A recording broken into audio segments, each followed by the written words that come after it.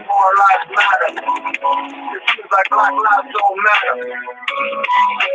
More lives not shot in the back, running or choked out to death on the corner. They take the taser for his side, I'm just the coroner. To the yellow journalist that wants to write the facts for World Wide Web press stories, always calling them black. Civil rights violated here from C1-7 and CIA and FBI agents. Brethren selling with one for drug no one's heard. Most wars are nerds and 30 more than they from on the road, no fighting curves. No special movement, no fighting for survival. Making wars models won't happen, common as captain rivals. Inquisition is governors and secretaries of state. Got stateless on their tables like ribeye steak. With no care, blood dripping. They eat blacks rare. Foreigners wearing tinfoil badges, pretending they're heirs to the vastness of state of evil actor. Sailors blood from after horses, flowers, service agua.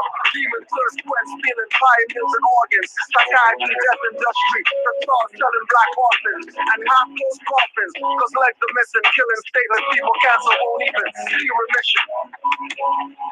More lives matter. Like black lives don't matter. More lives matter. Like black lives don't matter. More lives matter. Like black lives don't matter. More lives matter. Like black lives don't matter. Not gonna make myself no victim.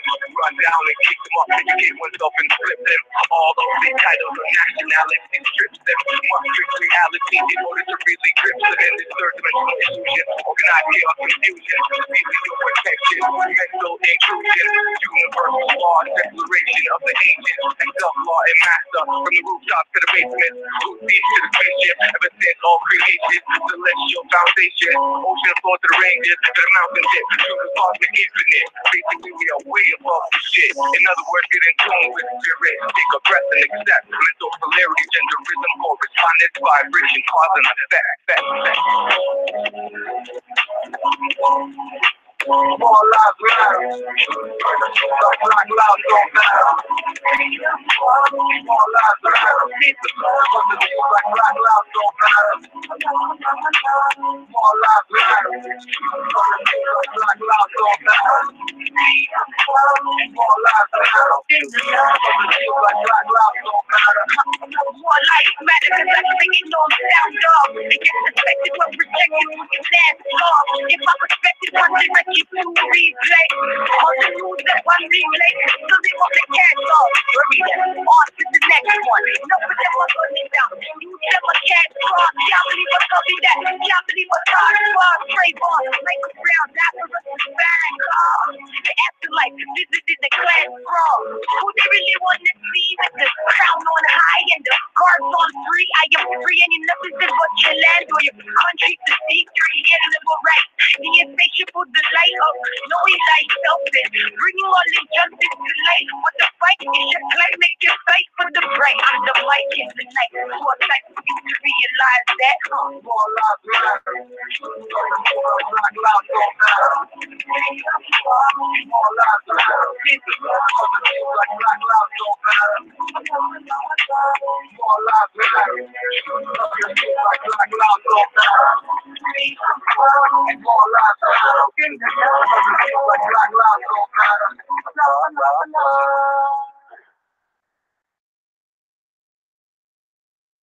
Peace, Moors. You are now tuned into MHHS, Eyes Wide Open, Sons of Allah, Blog Talk Radio for December 2018 Gregorian calendar. Tonight is really, really great.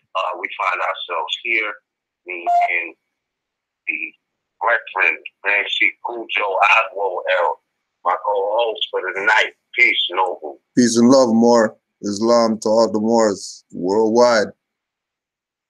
Yes, once again, third Thursday. Third Thursday. You know what? It's crazy. I feel like I haven't been on this side for a while, bro. Yeah. Like, I almost feel like we didn't. Do something last one, yeah. I don't know. Yeah, bro. But, yeah, man, it's a beautiful time. It's a beautiful time. I'm chilling right now, to be honest, because I'm like, you know, we right here on the winter solstice, you know, and I was thinking, we spoke earlier, and I was like, bro, I wanted to read something from this book, called Brotherhood. You know, I got home, I can't find that book for nothing, bro. I can't even find it. So I was like, maybe that might be another message for another time. For real. Because what it is now, you know, it's another message for another time. But it was a lot of wisdom. It wasn't on some egotistical, arrogant, you know, patriarch rule type thing. It was just natural principles, bro.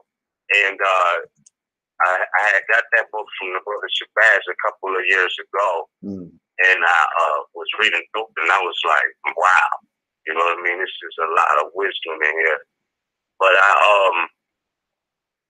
I'm just excited, bro, because these are the times of change, you know, changing seasons. We about to go on the ascension side, right, of the sun's movement up, you know, to the northern hemisphere, or how that goes in relationship to the earth, right? So we getting closer to spring, and it's so funny that how fast the seasons actually change, because after the 25th, we're going to get more daylight, 2 minutes of daylight every day. So, you know, everything is temporary, and this is about the principle of rhythm, like the seasons changing. I was always told one thing in life that's certain is change. And, you know, I find that to be true, but this comes with the rhythm too, right? Because that's one of the 7 hermetic principles. So we're talking about measuring this stations of the sun. That's how we mark time, you know. This is how we tell time, is through these particular planetary aspects and relations to each other. So, you know, it's a beautiful time right now, and I know, you know, a lot of people are celebrating under false conceptions, and some people are celebrating knowing what time it really is, you know, and that's a beautiful thing. It's definitely a celestial vibration, and this all correlates with rhythm. So I would say, you know, just be thankful for what you do have. The universe is definitely abundant. It just depends on how you see things, because the best things can be happening to you, but you're looking at the tail side of it, so you're not seeing, you know, what is happening when the expansion does happen. So I say be grateful, you know, be thankful. These are times for thanks and you know, recognition. But yeah, the one thing I wanted to say about why I wanted to read from that book, The Brotherhood, right, is because I was speaking with my brother when I went to visit my patrilineal side of the family during Thanksgiving, you know, and he was speaking about knowledge, and, you know, he's been studying, and that's why I say, you know, you gotta respect Noble Drew Ali, because you know, when he said these lessons are for those who love Jesus, it's a difference between believing and knowing, right? So we know we've been given the keys to decode the story of so-called Jesus, which we know really is Yahshua, right? But we've been given these keys to decode that story. So he was like thinking about getting initiated. And I'm like, you know, as great as a brother you are, and I mean that for not just literally as my brother, but like just a good man, a great being. You know what I mean? I know that, you know, you study Yahshua's lessons. And when he was thinking about going that way, you know, I just gave him this food for thought to think about. I was like, well, look, bro, you know, you say, and I know you know the lessons of Yahshua, you know how to separate the lessons from the institution that they call the church. You know what I'm saying? He'd be like, nah, the church is not, it's not the building, it's not that, it's not that. He always breaking it down. And I'm like, okay, true, I get it. So you know this. But I'm like, you know, Yahshua was saying that the kingdom of heaven is within, right? You know, acknowledgement to the sisters, you know, that word can be disputed for however it applies to the person, you know. some sisters might want to say kingdom of heaven or whatever. I'm with you, but this is what the text say. The kingdom of heaven is within. Don't look without. Really, it's all within you.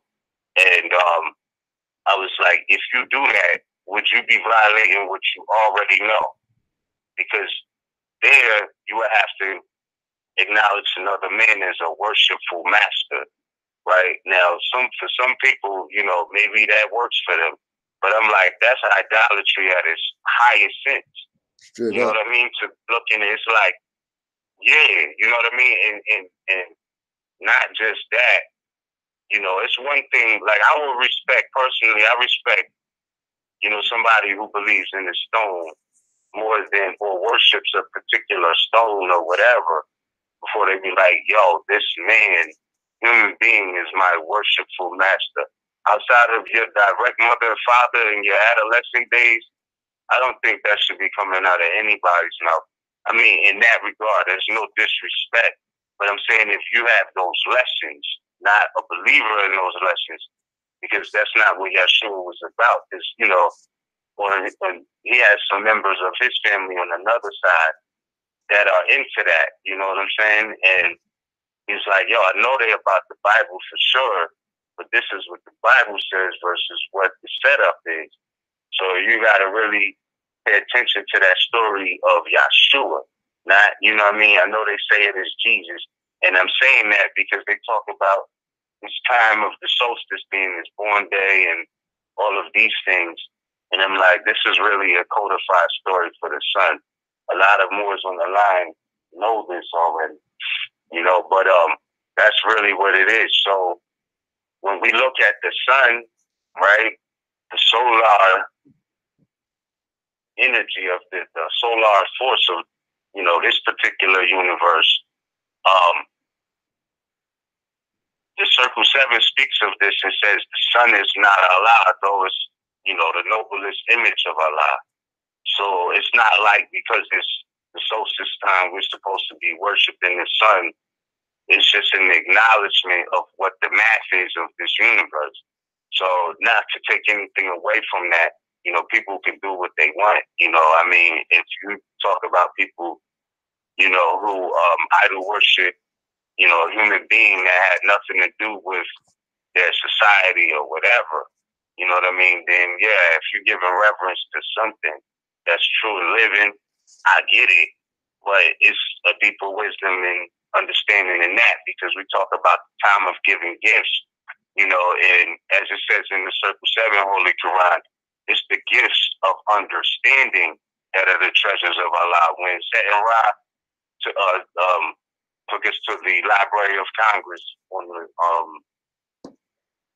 fall equinox, one of the things that stood out to me was that it says this in there, you know what I mean? Out of all that get understanding, and it also says in there that there's but one temple in the universe, that's the body of man.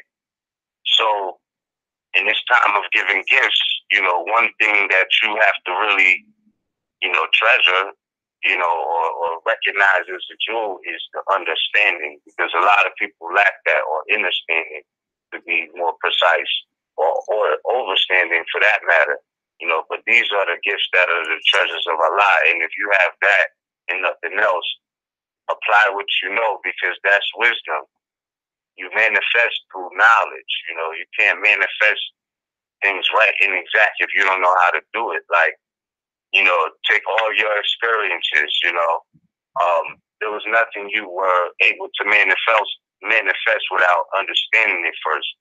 Start off riding a bike, you're just trying to move, you got the training wheels, then they take the wheels off because you understand that it's about balance, right? So you might fall a couple times after they take the wheels off, but, once you gain the understanding of balancing and moving, then, the training wheels come off. So if you don't make it your own and you don't understand it, you'll always be, outside or in lack.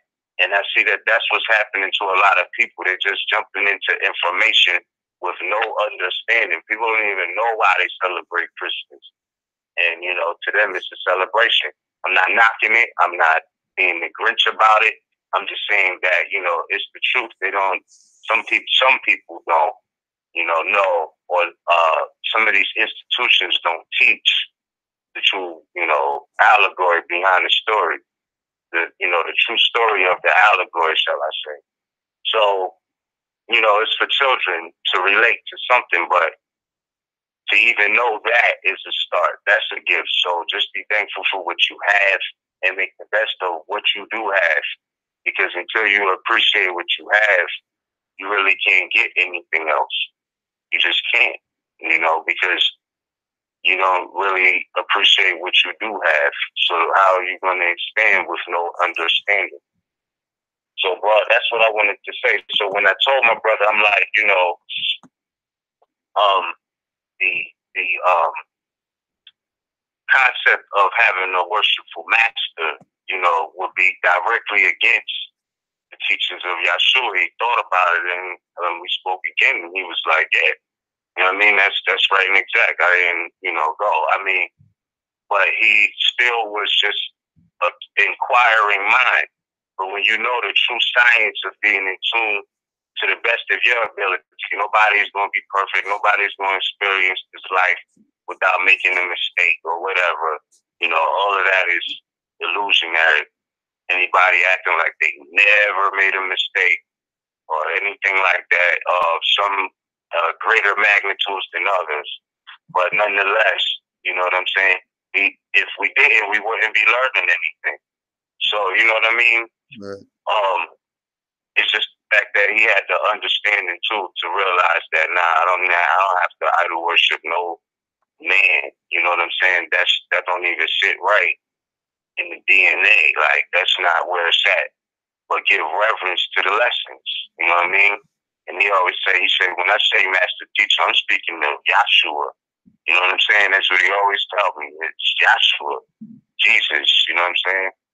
But that being said, more, you know, that's really what was on my mind, and it just bugged me out. I couldn't find that book, but like I said, maybe that's another lesson for another time. You know? Yeah, because we measure time by cycle ages, and you know things are looking pretty good right now. You know, Can't say that it's looking bad. So with that, can't say it's looking bad. Right. But what just on the since you couldn't find the book, one of the things that I just wanted to put, you already know, it's always key to have your metaphysical dictionaries, so the perspective could be broader. So the book that couldn't be found that had to do with Brotherhood will prep you for when it's time for the Brotherhood, that this should be the perspective. Establish thought in high spiritual consciousness.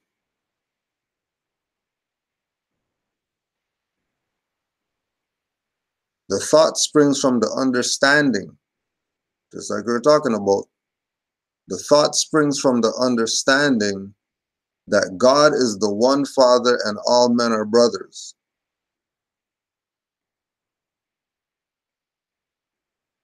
And then this is relative, again, to Holy Quran and Noble Juali's lessons for young men. And then Holy Covenant.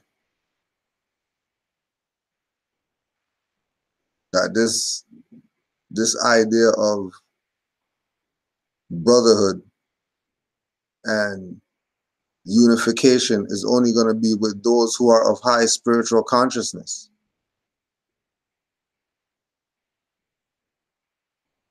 The ones who are already vibrating, realizing that, you know, the same time that the sun is taking its 3 days to rest, self's sun is taking its 3 days. Because if we're one with the universe, as above, so below. But what do they get the people to do? In between those days when they're supposed to rest in 21st, 25th, they're out doing the whatever.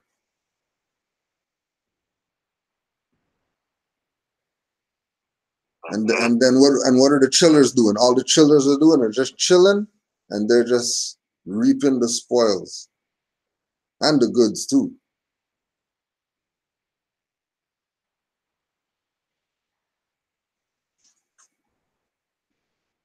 Again, you know, caught up in what the thing is not. That has nothing to do with what the status quo is about this time of year, that this is what happens. Now, I know that some metaphysical, astrological stuff is going on right now.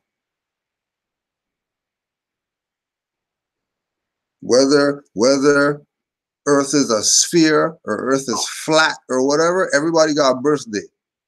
So there's something going on with regard to the universe, whether this is flat or whatever. You can't say astrology doesn't apply because Earth is flat.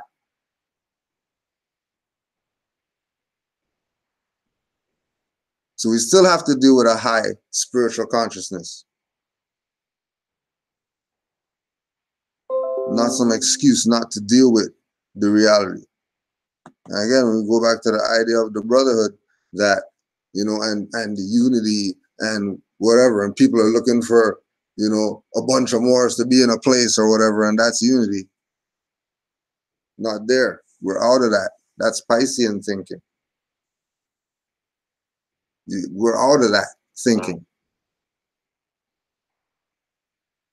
You're not supposed to still be in the last age thinking, in the new age.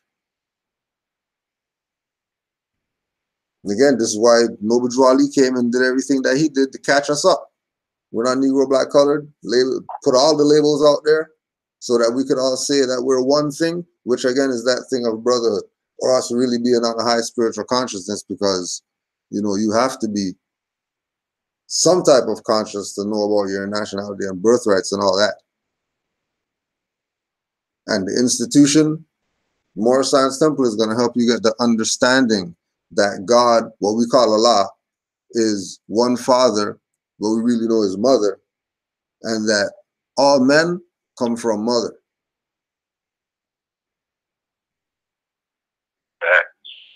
Yeah. And then let's all have that thought and call that some unity, opposed to everybody going one place. And again, looking at tomorrow's the day when it's starting. You know what I mean? Like the kickoff is happening with Sons of Allah. That tomorrow, and then we got 3 days of let's see if we could find some time to go within. While sun's resting, rest too. Yeah, there's stuff to do or whatever like that, but just try. That's why we shut down temple for Sunday. We have nothing going on. Let Moors go do something else. Don't worry about temple's gonna be there. It's not going nowhere. You go see whoever you never seen. Use the energy. Yeah. Matter of fact, this year you should show up at the little Christmas or whatever with your turban on or something like that. Just because. They're not going there. You're just going there, eat some cake, eat some food or whatever like that. But, you know, turbans up or fezzes up or, you know, pendants up or, you know, whatever. You don't got to go force anything on anybody. You don't got to do anything, because remember, we're on a higher consciousness. So we're not even, you know, we're not even really there. Just the body's there. Keep the body safe while the mind does what it's supposed to do. Absolutely. You know what I mean? Well said, bro. Right. And I'm working on I'm working on an upload. I don't know if you saw the class that we did with the moral mother. But there's this thing right now with, you know, the mother is vibrating higher and wanting to see certain things manifest that are capable of being manifest. But we have to, it's capable of being manifest. What the mothers are projecting. You know, but it's gonna take more mothers being more open with what it is that they probably been doing for the past 5-6 years. You know what I mean? That who knows? That one mother might be the one to inspire another 50,000 mothers to get right. Just because of energy, frequency. So again, using this time, this rest time, to go within and figure some stuff out for when the gates open again.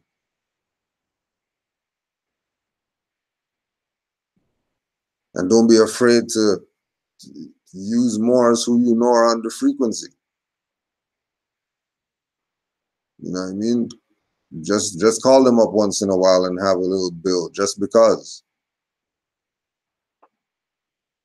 You know, two heads are always better than one, especially if they're on some Moorish science or whatever. You got 18 heads if you got 2 people that's Moors.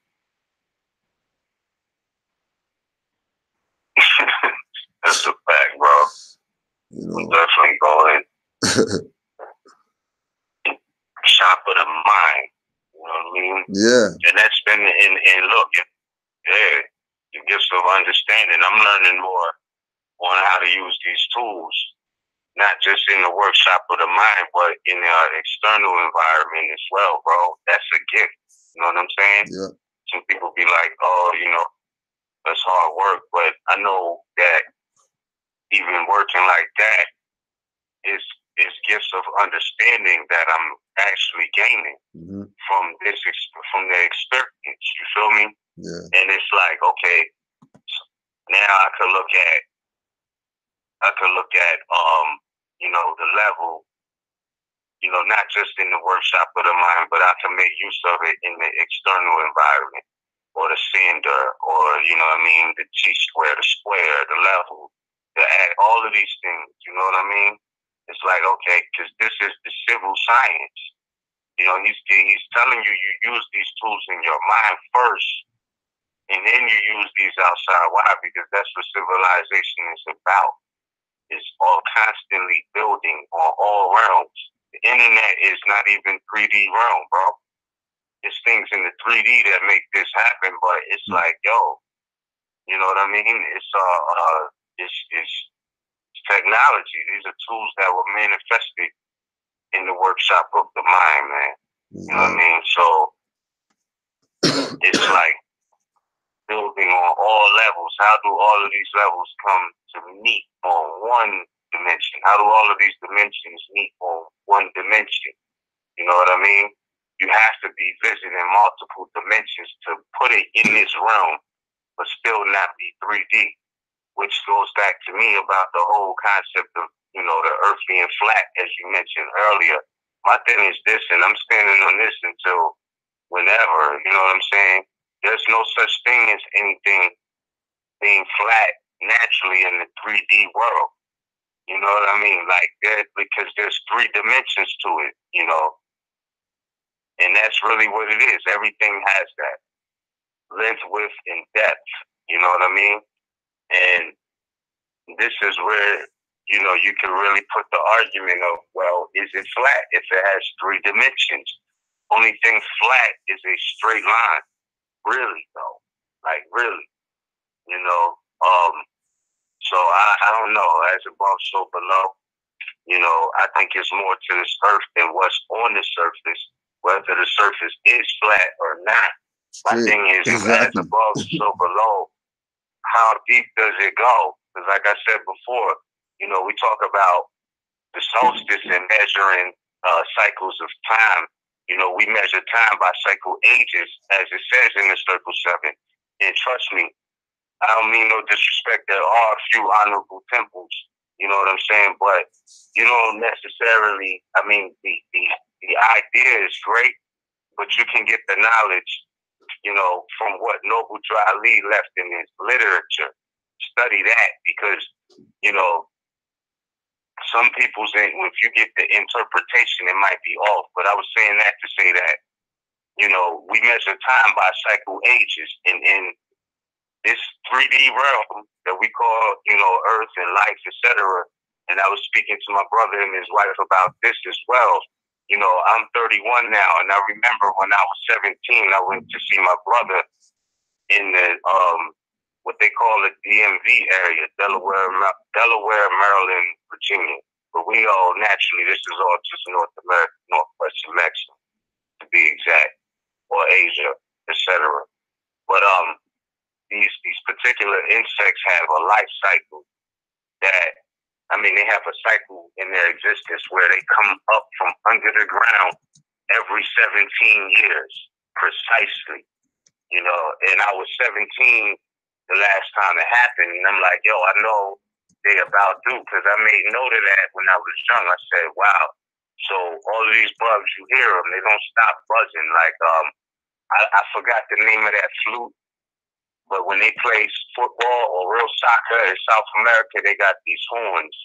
When you come into the stadium, I forgot what they call them, and they just buzz, and they sound like a bunch of bees.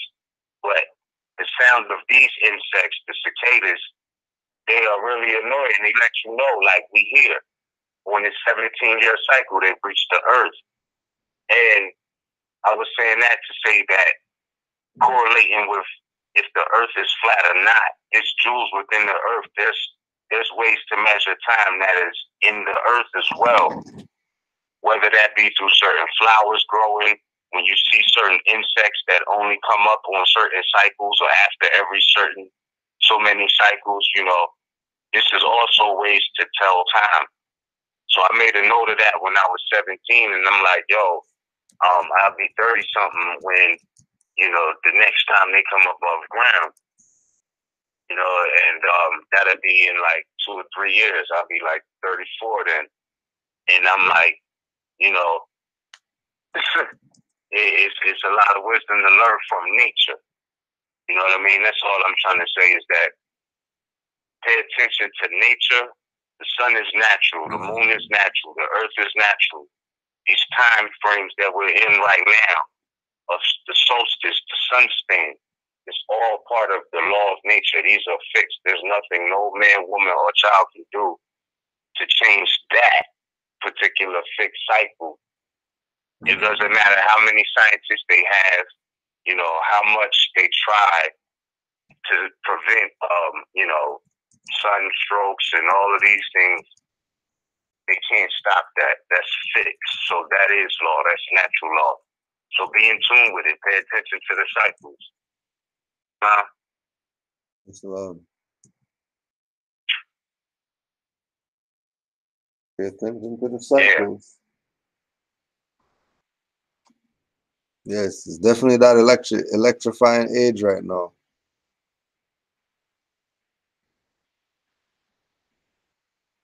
Absolutely. Absolutely. You know, it definitely is.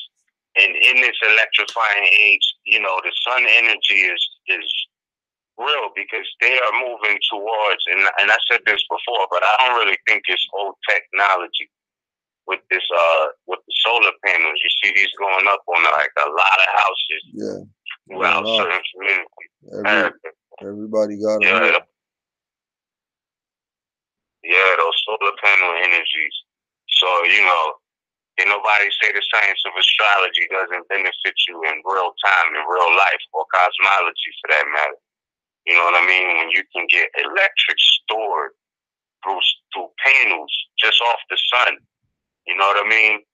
The fact that that's even possible shows you how deep the science goes. And again, you know, when people say Moorish science, that means you're talking about a particular process of life. Because first of all, Moors are a people. right? So if you're talking about any science of a people, you have to be talking about natural law, which is, again, going back to birthrights. There's no such thing as a Noble Drew Ali's Moorish science. Yeah. That's an illusion. He was teaching about birthrights, etc., but that's just strictly Moorish science. I posted it on the community tab on Mental Views 29 the other day about, you know, in Solomon's temple they had the Mosque of the Moors, the Moors Gate, and the Mosque El Aqsa. And this was in the 1870s. I don't mean no disrespect, but this was before Noble Drew Ali got on his ability to communicate effectively to the nations of the earth. You know what I'm saying? So if you're talking Moors or Moorish science, you know, you're talking about something that predates him. The Constitution predates Noble Drew Ali. So, you know, it's no disrespect. I'm just too Noble Drew Ali, excuse me. But I'm just saying, you know, if you're going to put a people before the word science, then you have to be talking genetics, DNA, law, because all specifically in a Republican form, you know what I'm saying? All political power is in the people, and then the people have more power than the so-called government. According to how it was set up, that's what all the early documents say. All the early agreements between the Moors and the Europeans, you know, they were supposed to be of service, not, you know, leeches of society. So, you know what I mean? I'm saying that to say that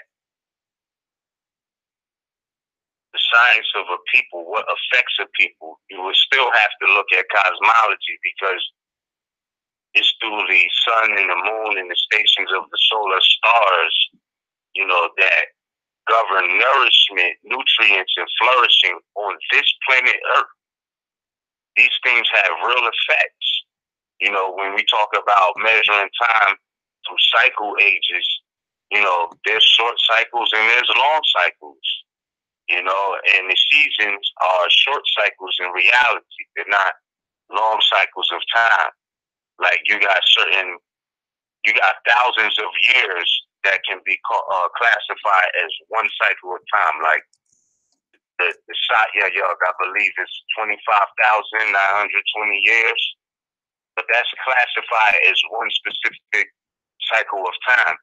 We're talking a microcosm of those cycles, which is a year, you know, 4 seasons.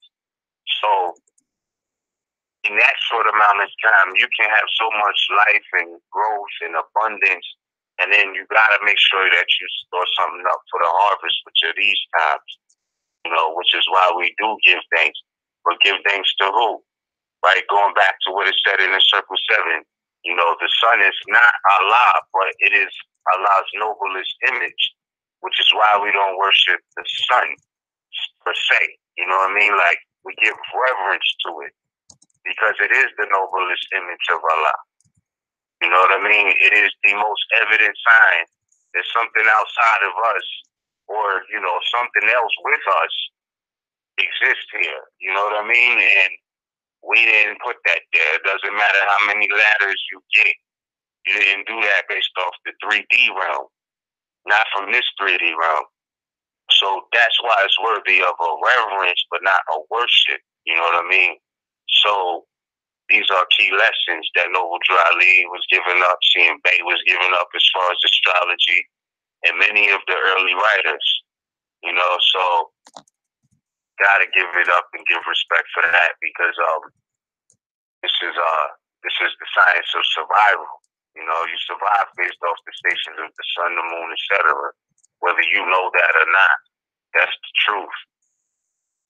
Whether it's your physical health, mental health, you know, people who crazy and don't know they crazy, go crazy based off of, you know, full moon cycles and all of this. They snap. And like, real talk, it's the truth. It's so real. So these things are, yeah. Like, real talk, it's the truth. So you know, you have these things. You got lunatics. You got to watch people in their cycles. You know what I'm saying? Every 28, every so many days within a 28-day time period, you can see certain people have different inclinations. And I don't know, man. It's just real out there with that science, bro. For real. Yeah. You know. So yeah, man. With that, I give thanks. I yield the floor over to you, man. And he's, you know, I'm chilling right now. Yeah, yo. Well, you know, there's always something. So going back again to Brotherhood, we'll just go to the silent mysteries. And again, going back to the aspect of, you know, Yahshua and knowing that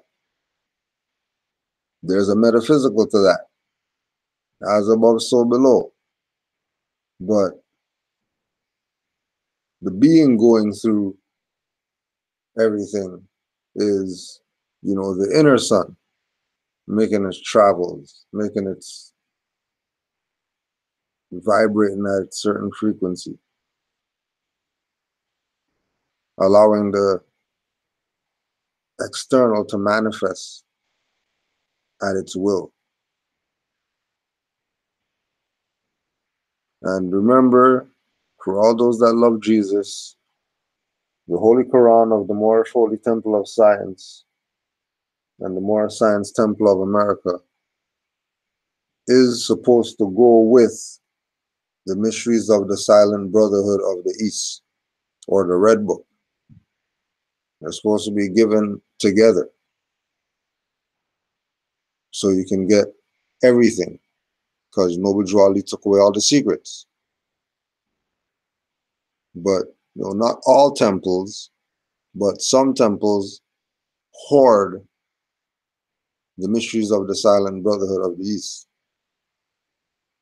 and make it like this is some type of club book, right? This is some type of club book. But this was for the people to use what Yahshua went through as a reference point for themselves so that they can get their scrolls.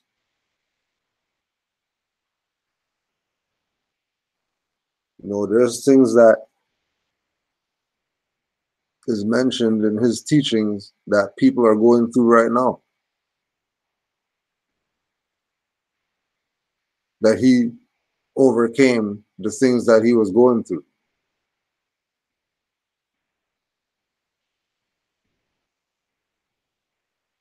And remember, we're just talking about Holy Quran of the Moorish Science Temple of America, Holy Quran of the Moorish Holy Temple of Science, and the Mysteries of the Silent Brotherhood of the East, or the Red Book. Yahshua passes the second Brotherhood test, justice. The Logos do not care to rest. He said, "Why wait in this luxurious room? I need not rest. My Father's work upon me presses hard. I would go on and learn my lessons all. If there are trials, let them come, for every victory over self gives added strength." Off the top.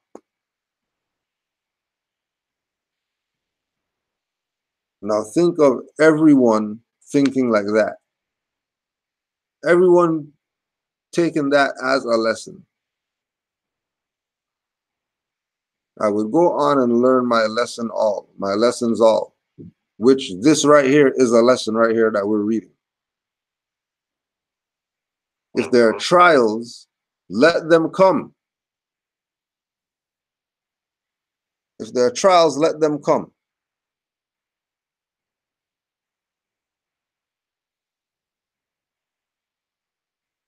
So there's, for example, someone in the chat asking about if a Moor this or if a Moor that. How about be a Moor and walk in those shoes? Opposed to asking what Moors did or what Moors are doing or how did Moors do whatever. If somebody's a Moor because they could do this or do that. This right here is a lesson. Sons of Allah. Right now. 9:45. It's a lesson right now. This is not planned this. What like we talked and yeah, we're gonna talk about this. It's to the point where I couldn't even find the book. That's how Spirit said, forget the cookie cutter stuff. Spirit's running tonight. Yeah. Because where we at? We're at the cusp of the 21st. Like it's manifesting to show right now what's really going on. What's really, really good. Facts. I gotta see some earth goods on that note. Right. If there are trials, let them come. For every victory over self gives added strength. Not victory over some clown out there. Every victory over self. Every victory over self. The only self that you're battling is the lower self.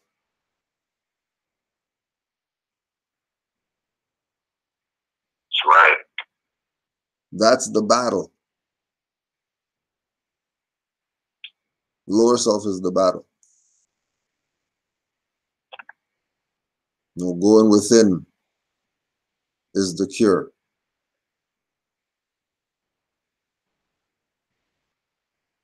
And then the guide led on, and in a chamber dark as night was Yahshua placed and left alone, and days were spent in this deep solitude.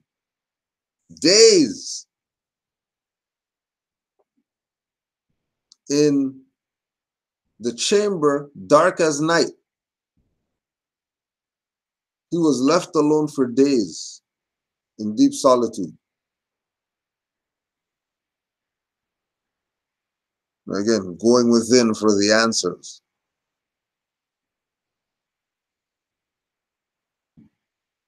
And notice they said dark, not blackness. Like some people like to say, the blackness of something is why they're black.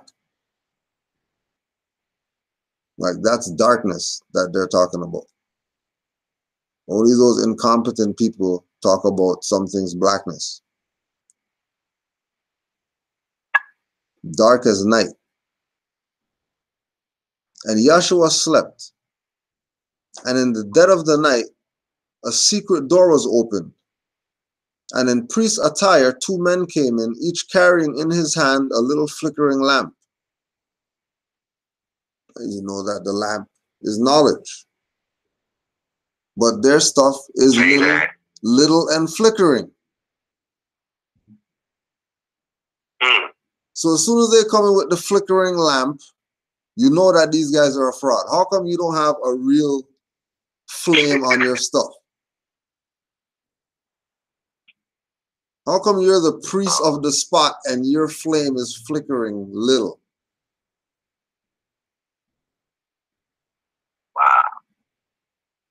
Wow. Right? Secret door open. Why would there be a secret door in a temple? If this is a holy place, there should be no secrets here. Especially doors or whatever.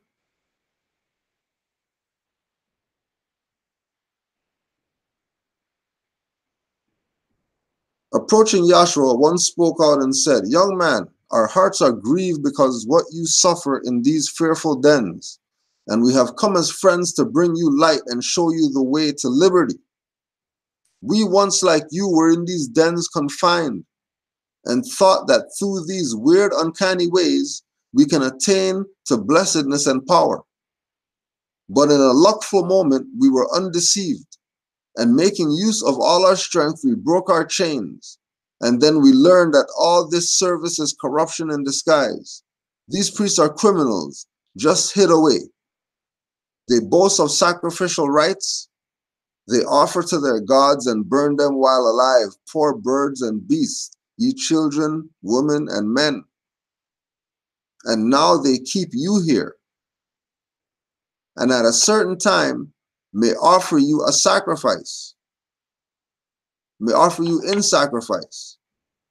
We pray you, brother, break your chains, come with us, accept freedom while you may. And Yahshua said, your little tapers show the light you bring. Pray, who are you? The words of man are worth no more than is the man himself. These temple walls are strong and high. How gained you entrance to this place?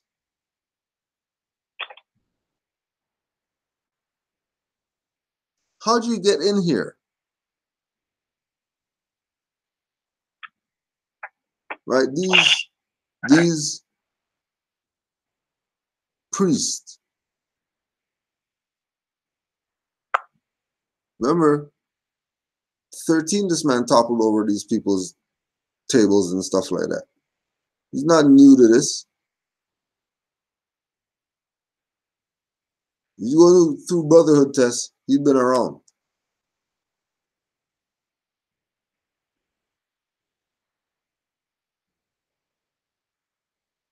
And then there was a reason why it's silent brotherhood.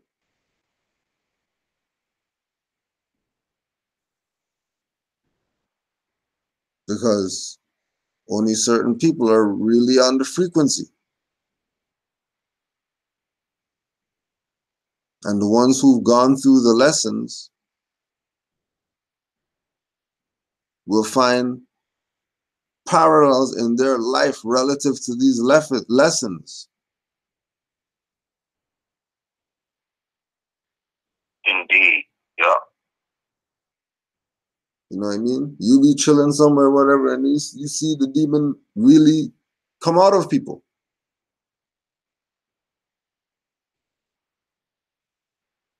You're holding your head like, holy, I never even knew. You know what I mean? How do you hide that demon? What made that demon just jump out like that for me to see?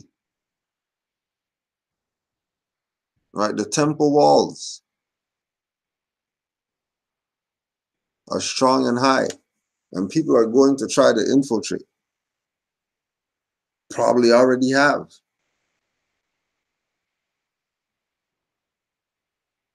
The men replied, beneath these walls are hidden ways, and we who have been priests spent months and years within these dens and know all of them. Then you are traitors, Yahshua said. A traitor is a friend who betrays another man, is never a man to trust. If one has only reached the plane of treachery, he is a lover of deceit and will betray a friend to save his selfish self. Behold, you men, or whatsoever you be, your words fall lightly on my ears. Could I prejudge these 100 priests, turn traitor to myself and them because of what you say when you confess your treachery?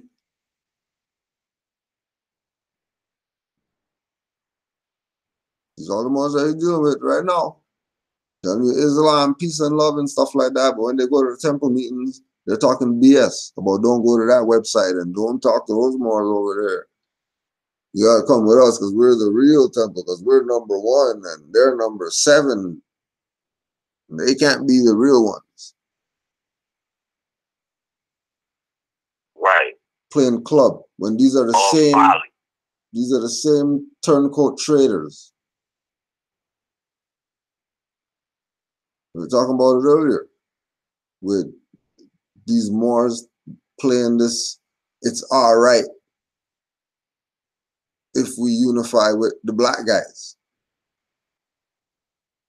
What do you mean you unify with the black guys? And you want to unify with the black guys who you know are traitors? If they used to be Moors and now they call themselves black, they're traitors. Because they know what's up. Look at the community of so-called consciousness. Tell me if this is not it. A traitor is a friend who betrays another man. Today they're versus, tomorrow they're friends. The next day they're versus, the next day after that they're friends. And people just stay getting sucked in to the BS.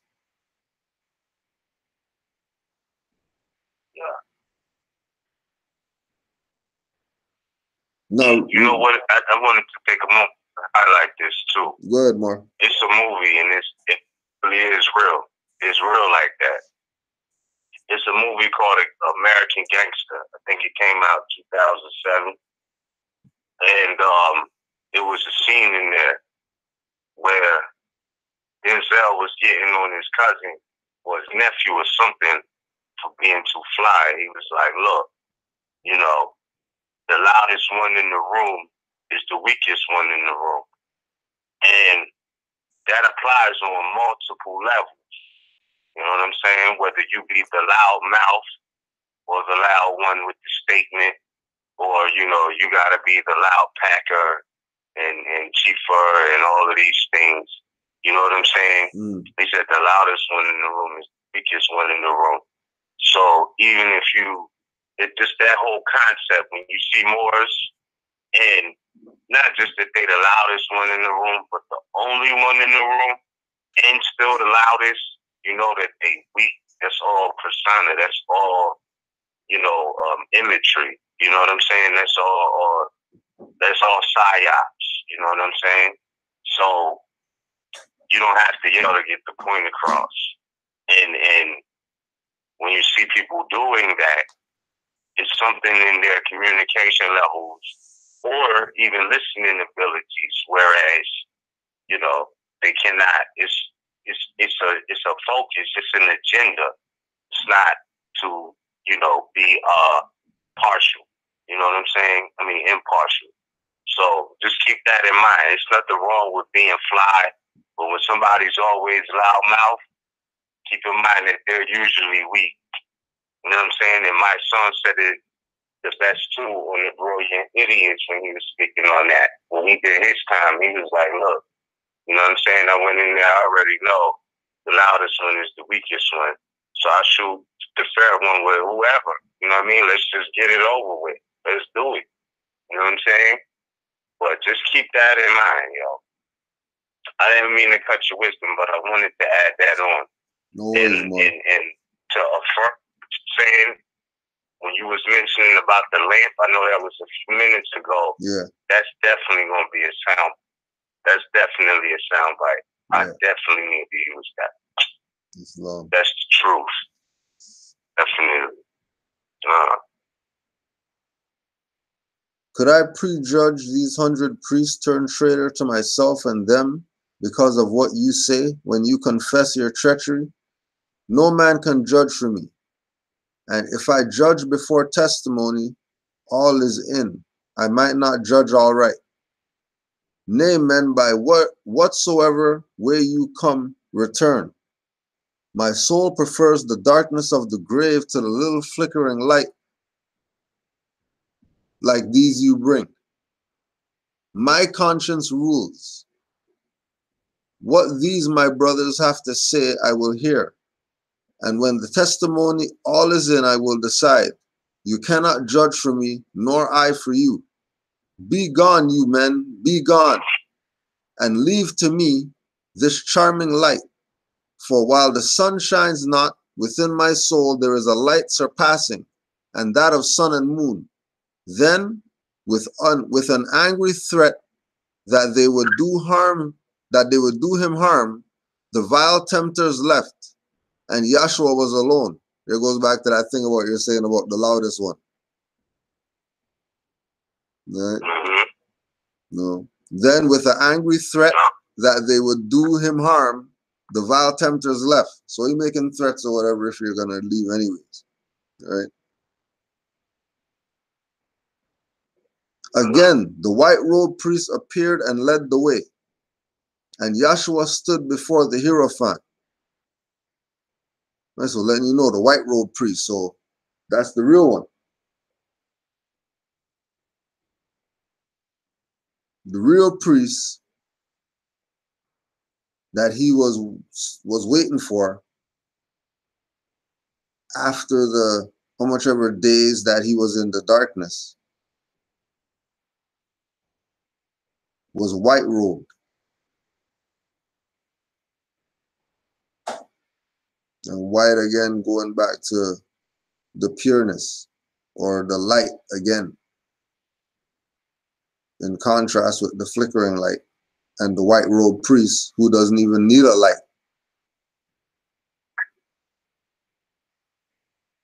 And keep in mind, around this time of year, right, exactly, don't even need that light, but around this time of year, there's certain communities that compete with each other about who got the best lights on their house, so-called Christmas lights. Yeah. You know what I'm talking about? Yeah. Something about that light. Yeah. And not a word was said, but in his hands the master placed a scroll on which the word justice was inscribed. And Yahshua was the master of the phantom forms of prejudice and of treachery. And Yahshua was the master of the phantom forms of prejudice and treachery. Peace to Jane Elliott too. They're beating their head in. That race stuff is a fraud. One race, the human race. And any form of discrimination and all that BS is a phantom form. Oh, hold on. Jane Elliott, is that the European lady you was uploading this week? Yeah, her. Yeah, okay, her. Okay, yeah. Yeah. Yeah. I definitely hit the like button on a couple of them joints too. Yeah, yo, she. I mean everything, but yeah, I seen that and it was like, yeah. Nice short message, bro. Yeah, yo. So yeah, so going in. Yo, hold on. Yeah. Nah, that's another conversation for another day. You're right. We say no. She's about to have me go in now. I was rethinking about that, but let's stay on. Oh no, you can go in, yo, because I was done. That was the end of the chapter. No. I was just saying that she was making some key points. Yeah. About sisters worried about and brothers too. You know what I'm saying? But she was saying how we use certain words that keep people stuck. You know what I mean, in a certain age frame. So like she was like, women worried about being cute, you know, kind of push them in the age range of a young girl. I don't know. It's not that our sisters ain't beautiful throughout their adult lives, but I think she was more so stressing the point of certain words. Am I wrong about that? No, you're right. Yeah.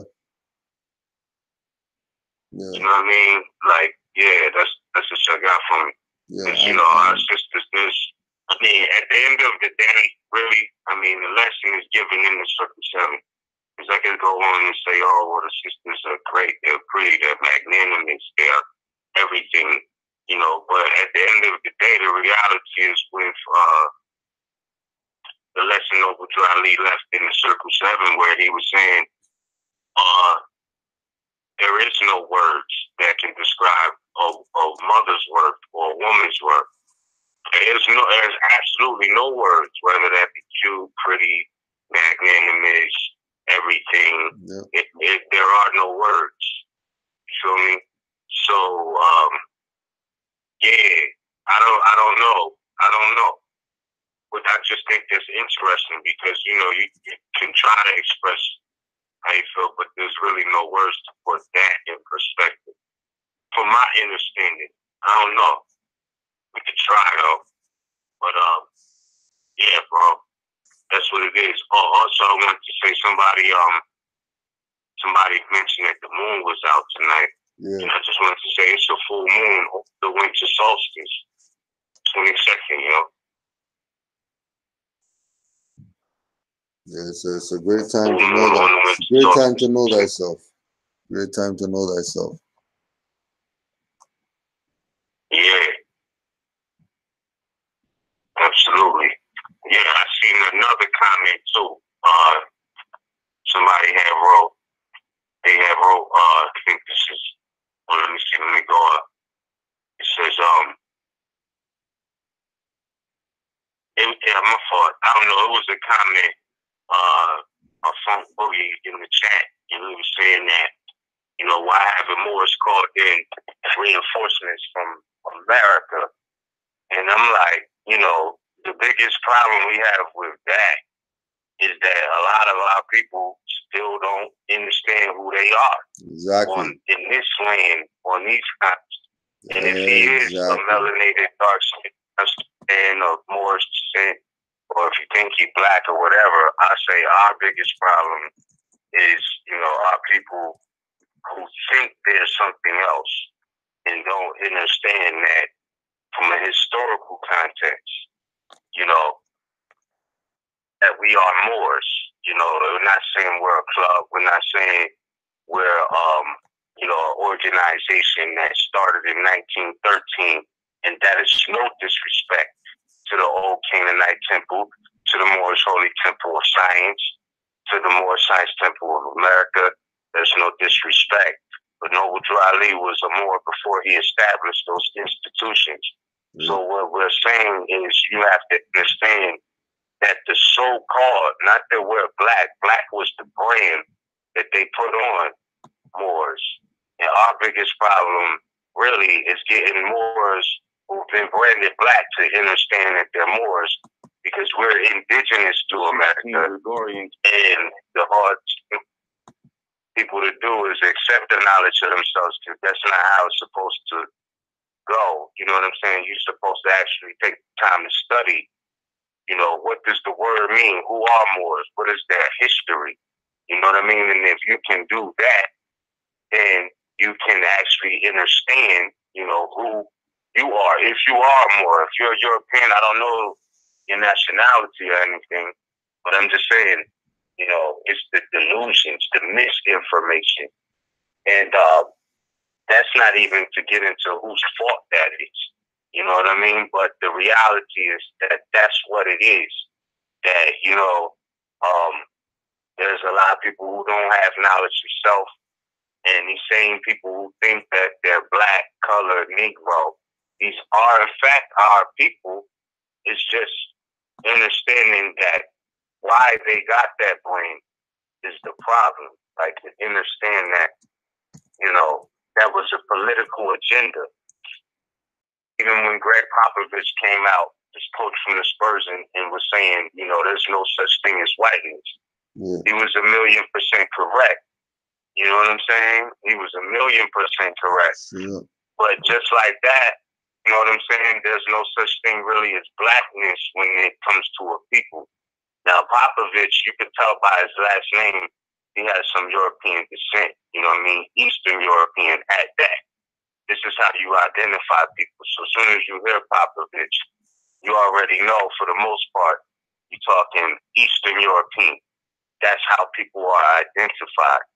Just like, for the most part, if somebody's last name is Rivera, you're going to assume, you know, they're Spanish or something of that nature. People are identified by the names that they bear. So, you know, white and black never, in ancient lineage and history of people, never identify anybody. And this is why, you know, I posted this on the community tab the other day too. maybe about a week ago now, about the so-called Seminole Osceola from the Florida area. You look at the people, the indigenous people from the so-called Florida area, Seminoles, let's just say researchable appellations such as Mechanic. You got the whole Amico, Chief Billy Bowlegs. All of these are people who look exactly like people who call themselves black people. King Philip, all of these people, right? Which all of them are brown skinned from America, though. And we're just trying to get our people to see, like, yo, look, we didn't all come from Africa. We was already here. There's something else that goes with that. You know what I'm saying? So I'm saying that to say that when you say, well, why haven't reinforcements been called from America? For whatever reason you said that, for Moor specifically, the biggest part really goes back to certain people's ignorance or lack of knowledge of self. That's not our fault, but we're trying to get people to understand and enlighten them to a knowledge of self on multiple levels. You know what I'm saying? Everything that's ours. You know what I mean? And that's just what it is. So the quicker they understand that, and that's why I felt even a couple years ago, bro, Brother Cujo, when I put out the Are You in Denial of Your Ancestry Part 2, you know what I'm saying? The reason why I was heavy with those images is because I wanted people who look like the people I know growing up. You know what I'm saying? Right. And a lot of us were under the assumption in the community, it wasn't, it was, to some people, it wasn't irregular to, refer to ourselves as blacks, Negroes, coloreds, African Americans. You would hear this language, but it was because most part, we lacked a certain knowledge of self, because everybody that I know who used to speak like that, I can ask them today, like, have you ever heard of Noble Drew Ali? And some of them never heard of him. You know what I'm saying? And then some people be like, yeah, I heard something about Moors before.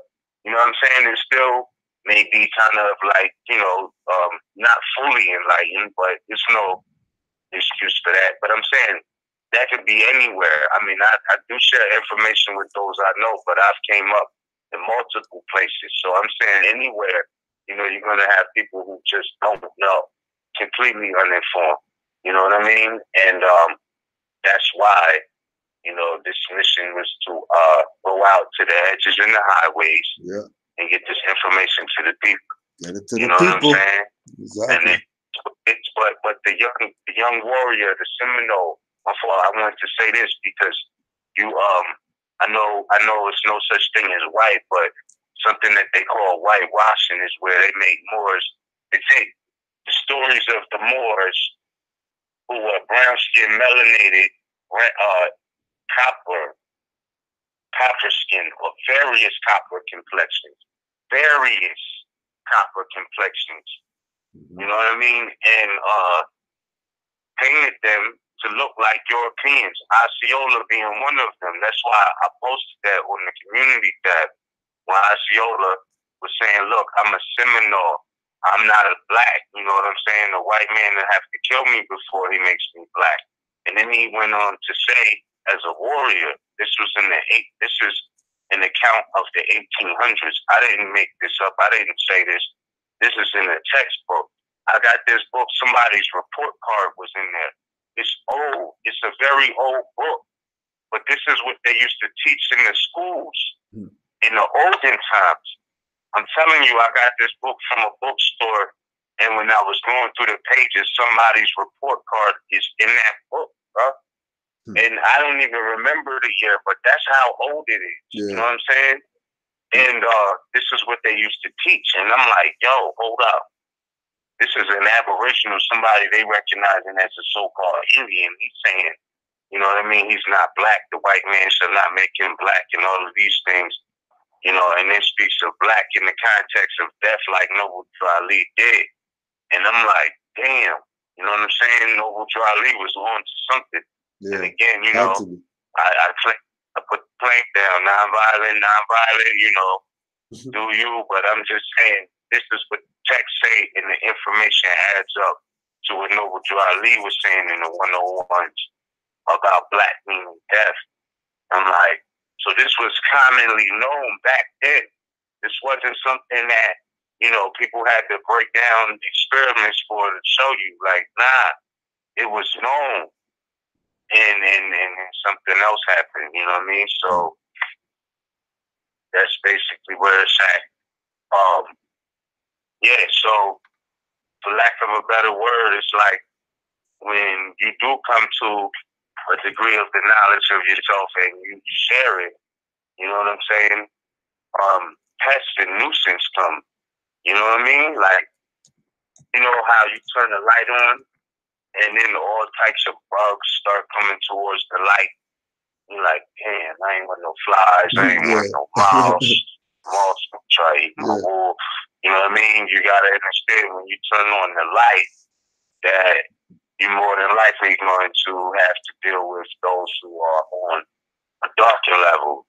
You know what I'm saying? Now everything is exposed, especially if you got the what they call it, the black light, where you can see everything. You know what I'm saying? Like, so when you turn on the light, a lot of times people tend to run away from that because now it's talking about self-reflection. You know, so yeah, man. I'm just saying that that's the issue. You know? Yeah. Yeah. That's right. Yeah.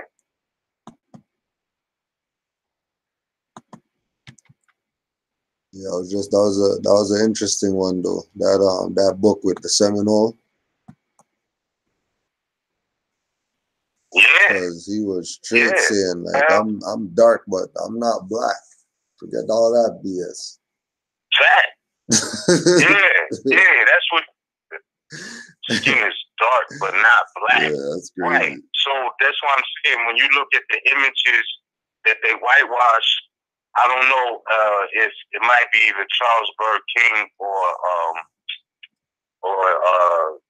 what's my man's name?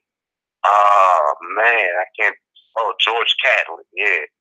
Either Charles Bird King or George Catlin. When you look at the series of paintings that they did on the Aboriginal people of America, bruh, they look just like us. And some of them are, of a European, and this is the 1800s. Yeah. You know what I mean?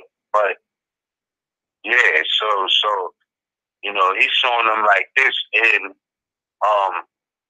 the only one I was like, I seen before, I'm like, nah, man, like, Osceola, how they showed him in the painting looking like a European.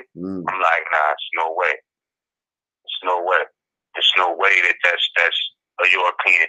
So when I looked at that text, and it said that's Osceola, and he's describing himself as a dark-skinned person, not black. You feel me? Negro, I'm like, man, look, the paint show you something different, but I knew already that the definition of American is one of the various complexion natives. So, when I seen that, I'm trying to pass him off as an Aboriginal, I'm like, nah, something is up with that, like super up with that. Facts though, but yeah, man. That was like what the Moor was saying. That there's so many different complexions. You know how many names for people we would have to have if we said we're gonna call our people by colors? Because they're not gonna generalize if they say somebody's a color. Like they're gonna have a color, and then that individual who's somebody who's 1% lighter, they're gonna have a different color than that person who kind of looks like them already. Crazy. You say, no way, it doesn't even make sense to play the color game. Just know that everybody's morals.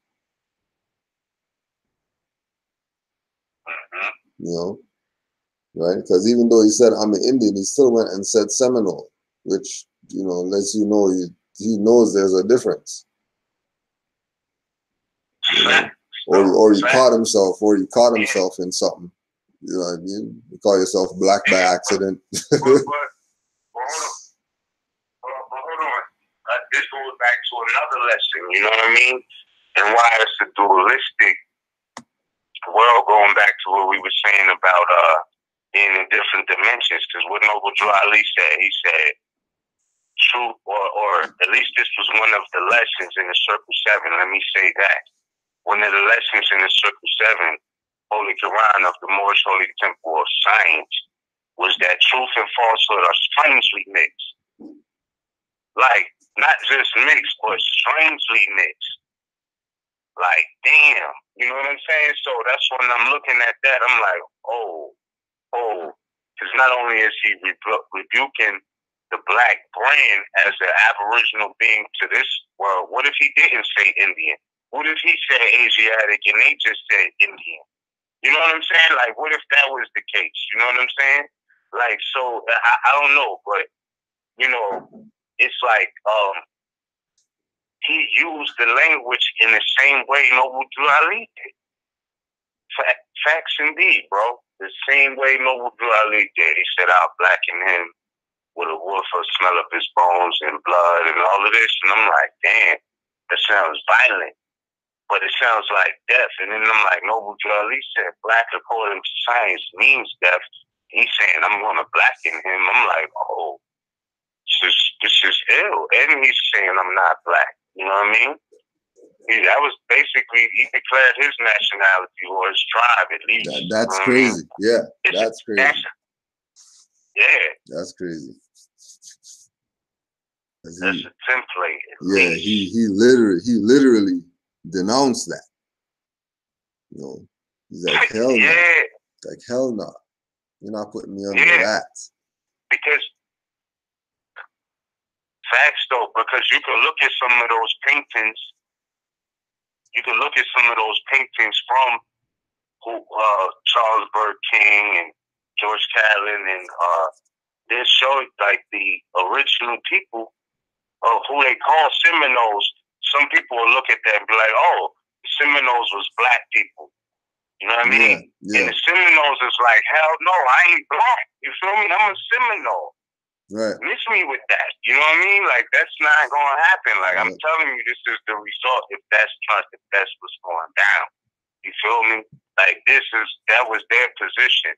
So miss us with the Aboriginal people of Florida was quote unquote black. These was people, Seminoles, those Asiatics of America of Moorish descent that Noble Drew Ali identified in the Circle 7, right? Right? Was openly denouncing being black. Mm-hmm. Like, facts indeed. Like I said, somebody's report card was in that book. Yeah. The hardback book. Like, it was a textbook in school at one time, bro. Yeah. And today, they got tablets now. The youth they learning on tablets, bro. Hmm. You know what I'm saying? Like, that's crazy. In modern libraries. I don't even know if they got highlighters in certain schools no more. Probably you not. Feel me? So it's like, yo. Probably not. Only The Office.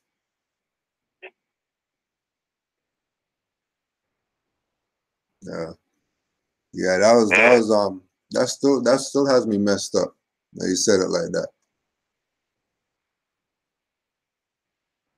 Yeah. The white man shall not make me black. Forget that. Mm-hmm. Right. And again, it just echoes why Noble Drew Ali would say what he said. You know? Yeah. That you're not black. Because look at these examples. Like how many more people were thinking like this? Right. How many people were really on it like this? Remember, and they didn't go to temple to learn that either. Facts. They didn't go to temple to learn that they're not black. Word. For them, they needed the 1900 temples was established.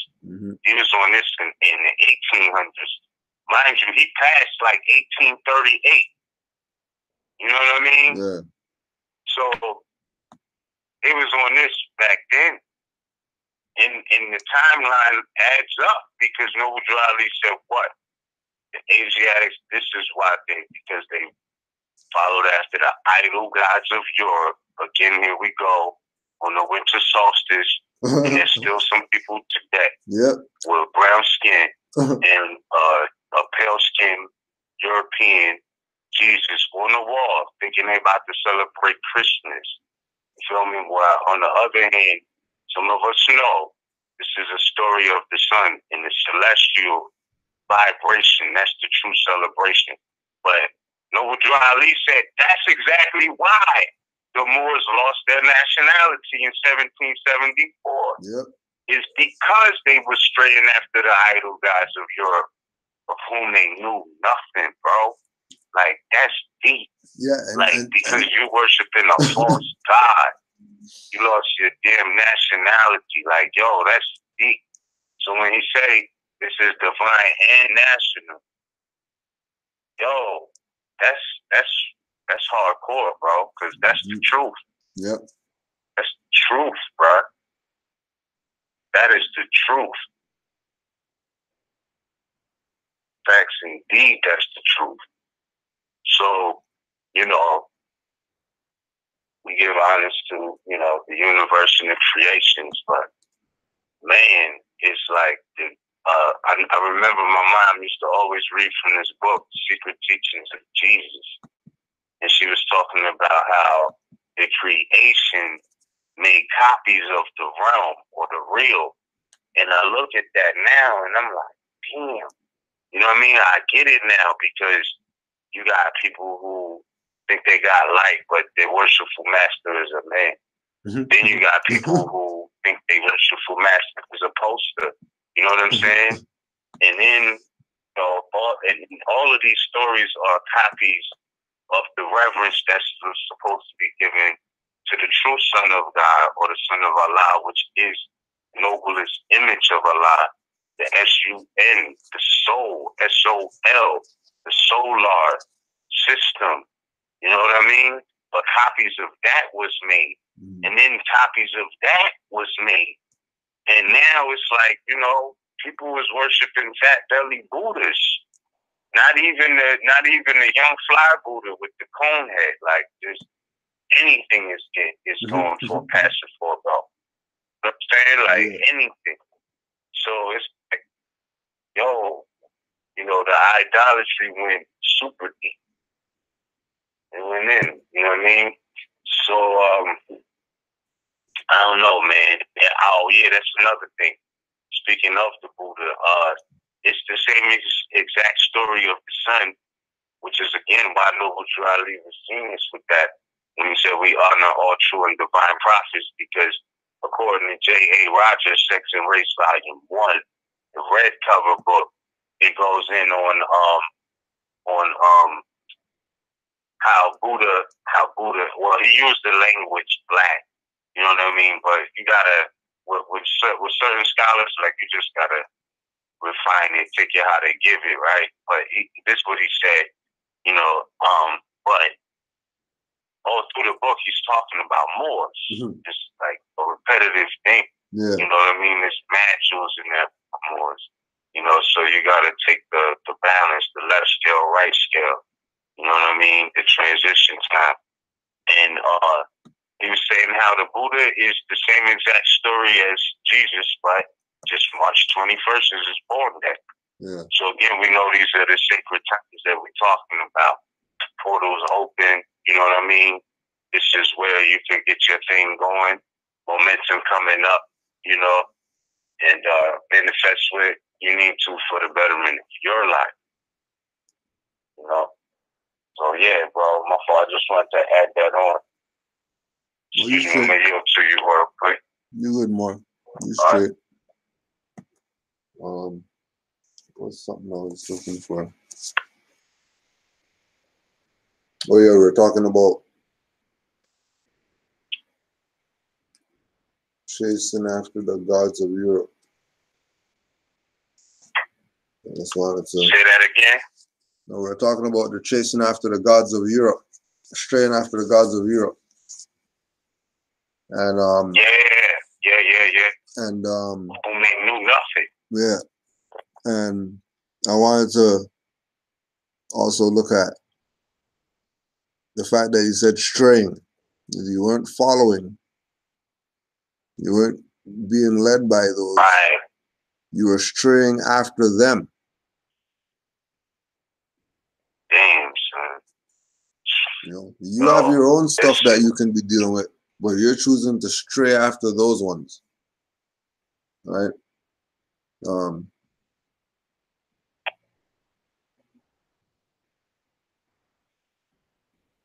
In the Holy Quran, end of time and fulfilling of prophecies, another revelation with regard to that. We as a clean and pure nation descended from the inhabitants of Africa do not desire to amalgamate or marry into the families of the pale-skinned nations of Europe, neither serve the gods of their religion, because our forefathers are the true and divine founders of the first religious creed for the redemption and salvation of mankind on earth. Therefore, we are returning the church and Christianity back to the European nations as it was prepared by their forefathers for their earthly salvation.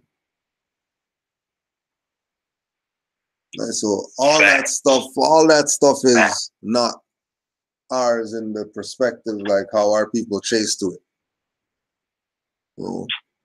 And know that every priest, rabbi, imam, spiritual leader, whatever, has the metaphysical lessons.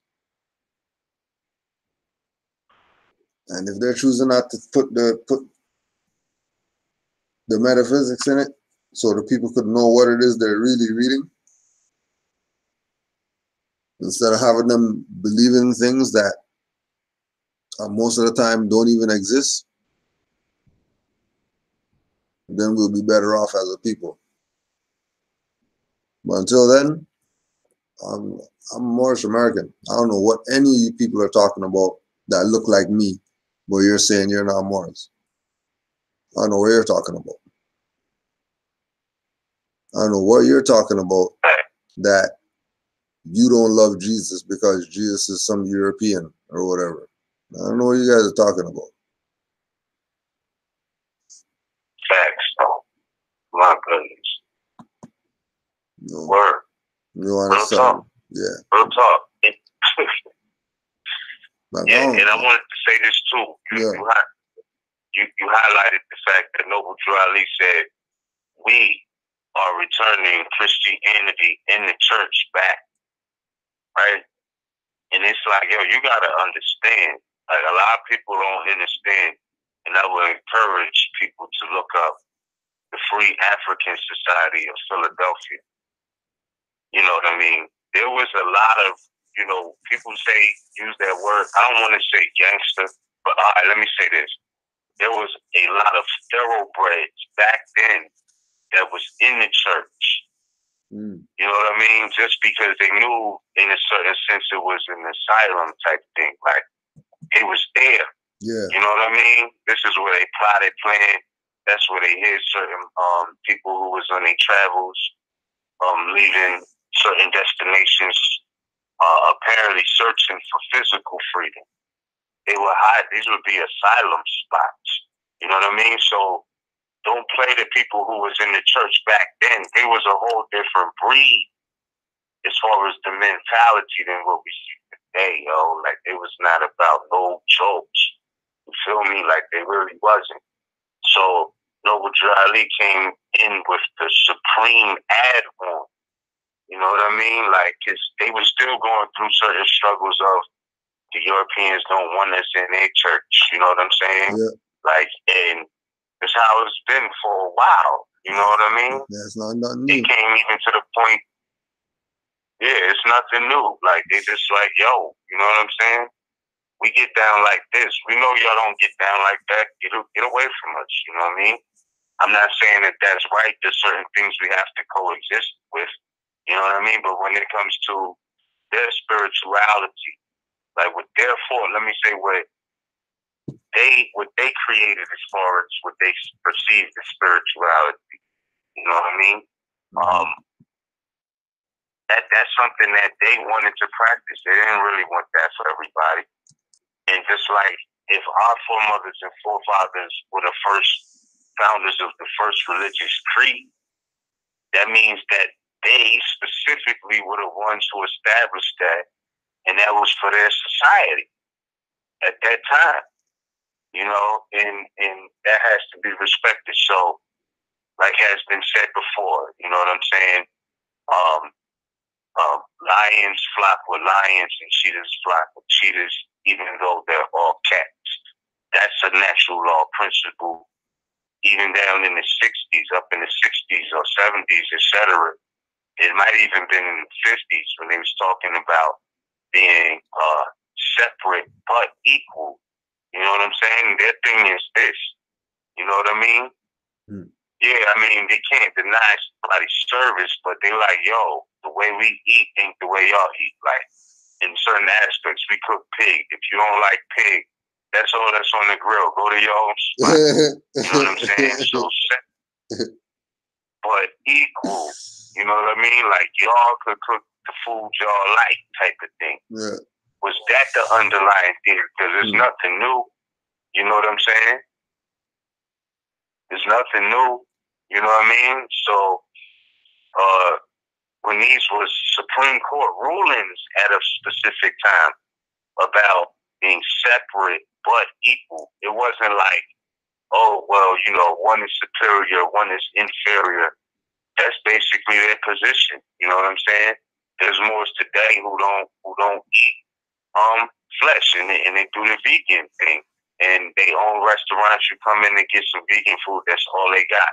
If you eat pork, go somewhere who serve pork. We don't serve that here. Right. So don't come in complaining. Not discrimination, you know what I mean? They don't serve pork, dude. Separate, equal. Right. Separate but equal. So, you know what I mean? Like, you gotta really understand what was the power in that, you know, but everybody wanted to take this thing of, oh, well, let's all be one. And then respect the degrees of separation. It wasn't respected. So at that particular time anyway. And you know, it has its impact on society today. You can't take that away. It's true. But you know, it was something with that. It definitely was something with that. So yeah, man, that's what I see in this. You know, we measure time by cycle ages. You know, we are in the new so-called century, and it is what it is. It's you got any ones pressed over there? Yeah, I do, but I see one question in the chat, and I just want to answer this like this, go ahead, right? Moore. Yeah. The Rep says, question to Ms. He says, question to Ms. When mother gave birth back in olden times, why did they leave the placenta connected for 7 days, and why they cut it now? Just a question.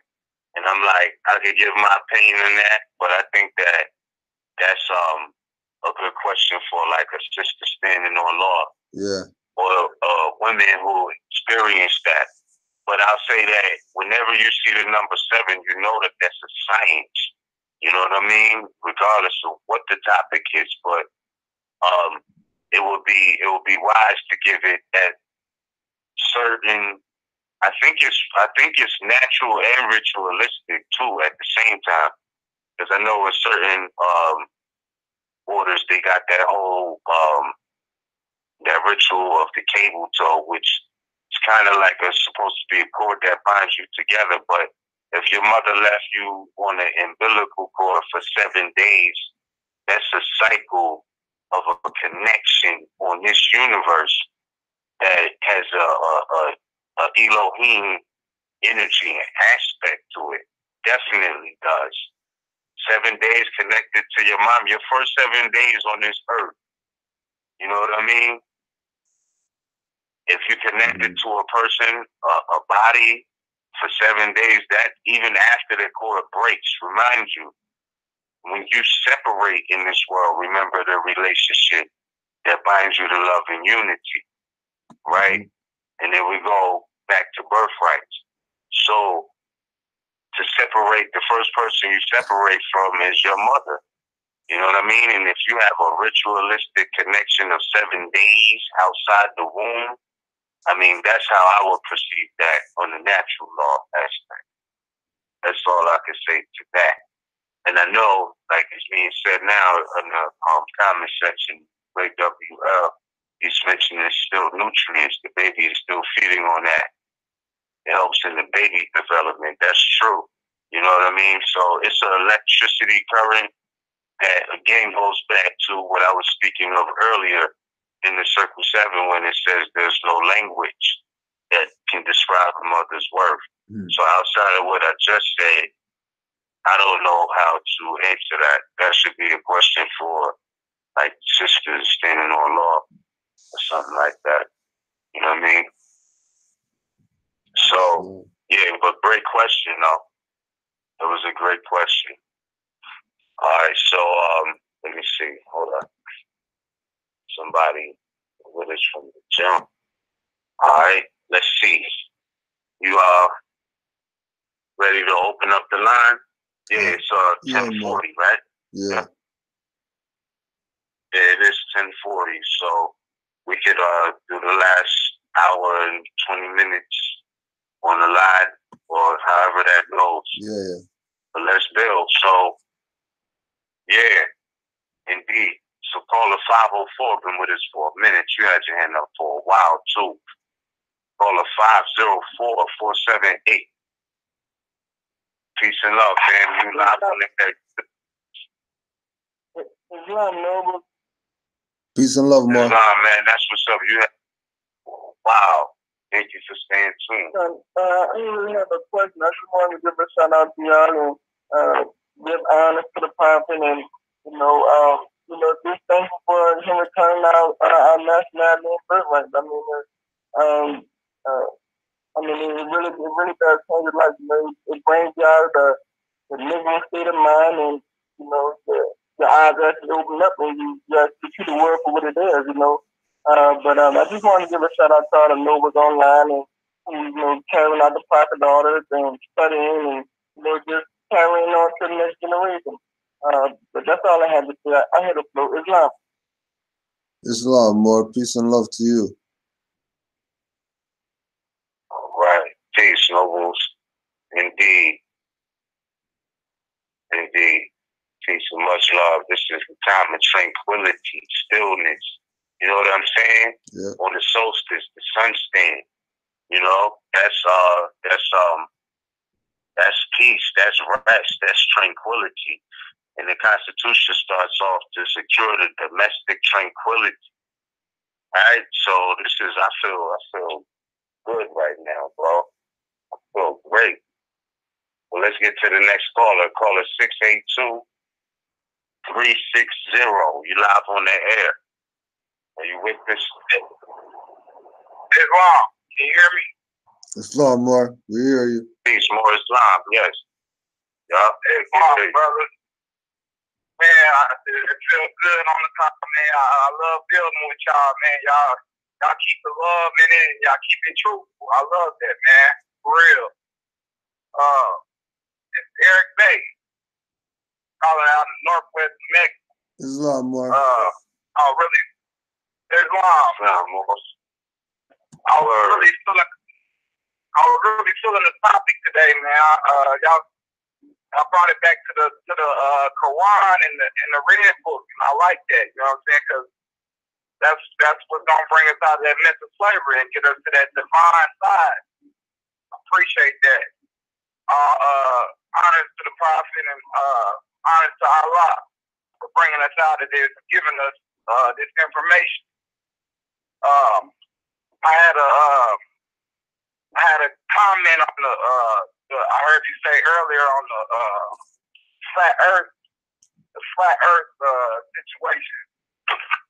I had a cousin. He was getting into that theory, and I was trying to tell him I just had a theory or concept that I told him if the Earth was flat, if you really think about it, wouldn't it be light all day? Because there would be it would cast no shadow on the other side. It's flat. The sun would shine direct all day. You know what I'm saying? So I said, yeah, it can't be. It's got to be round because it casts a shadow on the other side. You would get. That's how you get dark and day. You just think, right? Freedom. That would mean that the sun is stationary, which ain't true.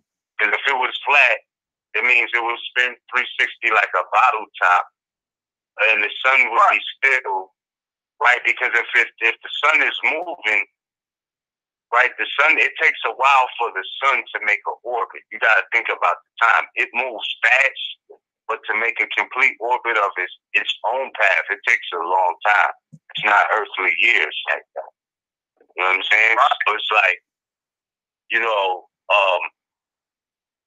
if it was passing on a flat earth or a flat surface, then it would just keep going. Something is revolving. Yeah, and if the sun is up, right, and the earth is flat and revolving, then that means what you said is right. It would have no shadow. Because the sun, from my understanding, it itself doesn't move. I don't think anything in the universe moves in the linear aspect. It moves in the circular aspect or orbit. Right. Yeah, so it makes sense in that mathematical aspect. It just doesn't make sense. Like, you can see different shades of the moon based off of, its particular orbit in relation to shadows and things like that. But I think that that's an excellent point. Right, it would just be daylight all day. Right. Yeah, so, that was my point of view on that. And I had another comment on the red book and the questionnaire in the Holy Quran. Like I was thinking earlier, I was doing some research on the chakras, and I was just thinking back on the 101 when he said where's the nearest place that you could meet Allah, and it's in the heart. And I was just thinking about it. I'm like, man, that's the gateway chakra to the higher chakras, right? So I was thinking, like, because the lower chakras, you're invisible. So you have to conquer those lower chakras before you can get to the higher chakras. But before you can do that, you have to go through the heart, which is the gateway to the upper chakra. And so when he said that, and then he said something about, I think I got, let me see if I got it with me. He was saying about the lower self. And he was like, what are the names of the lower self? What are the I think we say what's the name? What do we call the lower self? And he was saying the devil, because you are in the physical. Like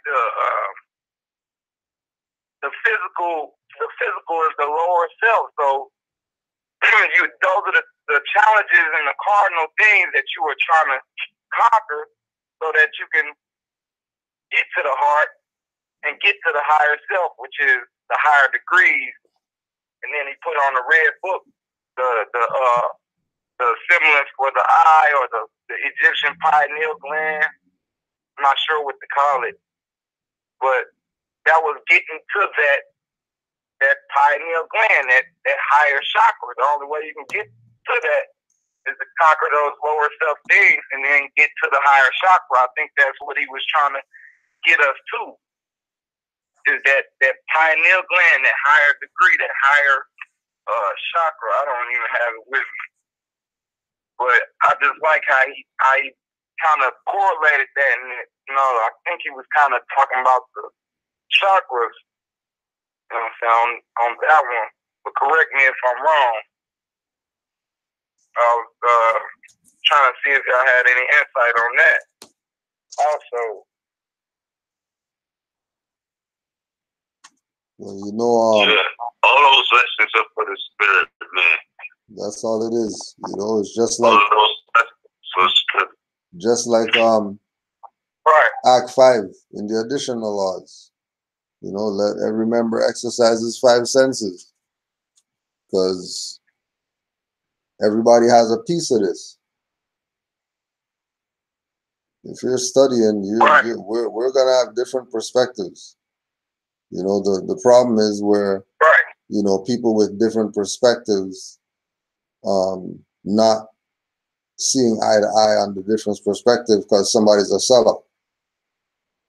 Whereas with where we're from, we're able to either be corrected or accept the fact that, okay, this individual's perspective is reasonably sound.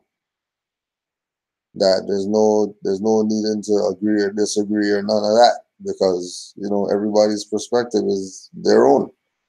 But when you have people who have certain truths, like for example with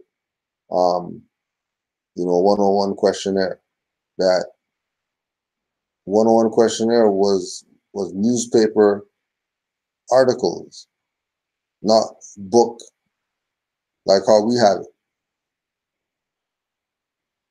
Really? So it being, because remember, they have to sell the whole idea of our authority being something from the temple. So it has to be on the temple literature. But that's an affidavit that was filed. That's not nothing. That's her revised statute. That ain't nothing. Like that's religious. That's Religious Corporations Act. Like what? It serves a purpose. Yeah. You know what I mean? It serves a purpose, but it's not the all and be all of us being ourselves. Because this is really about higher degrees, like you're saying.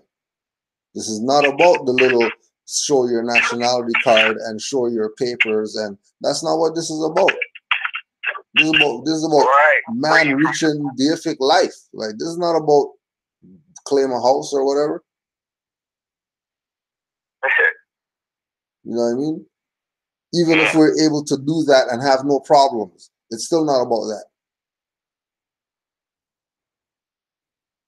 If we can walk into every spot, and just because they see us, they're gonna say, you fill your card up because you're the Moors, and we're so glad that you're back. We owe you tremendously. It's still not about that. You know what I mean?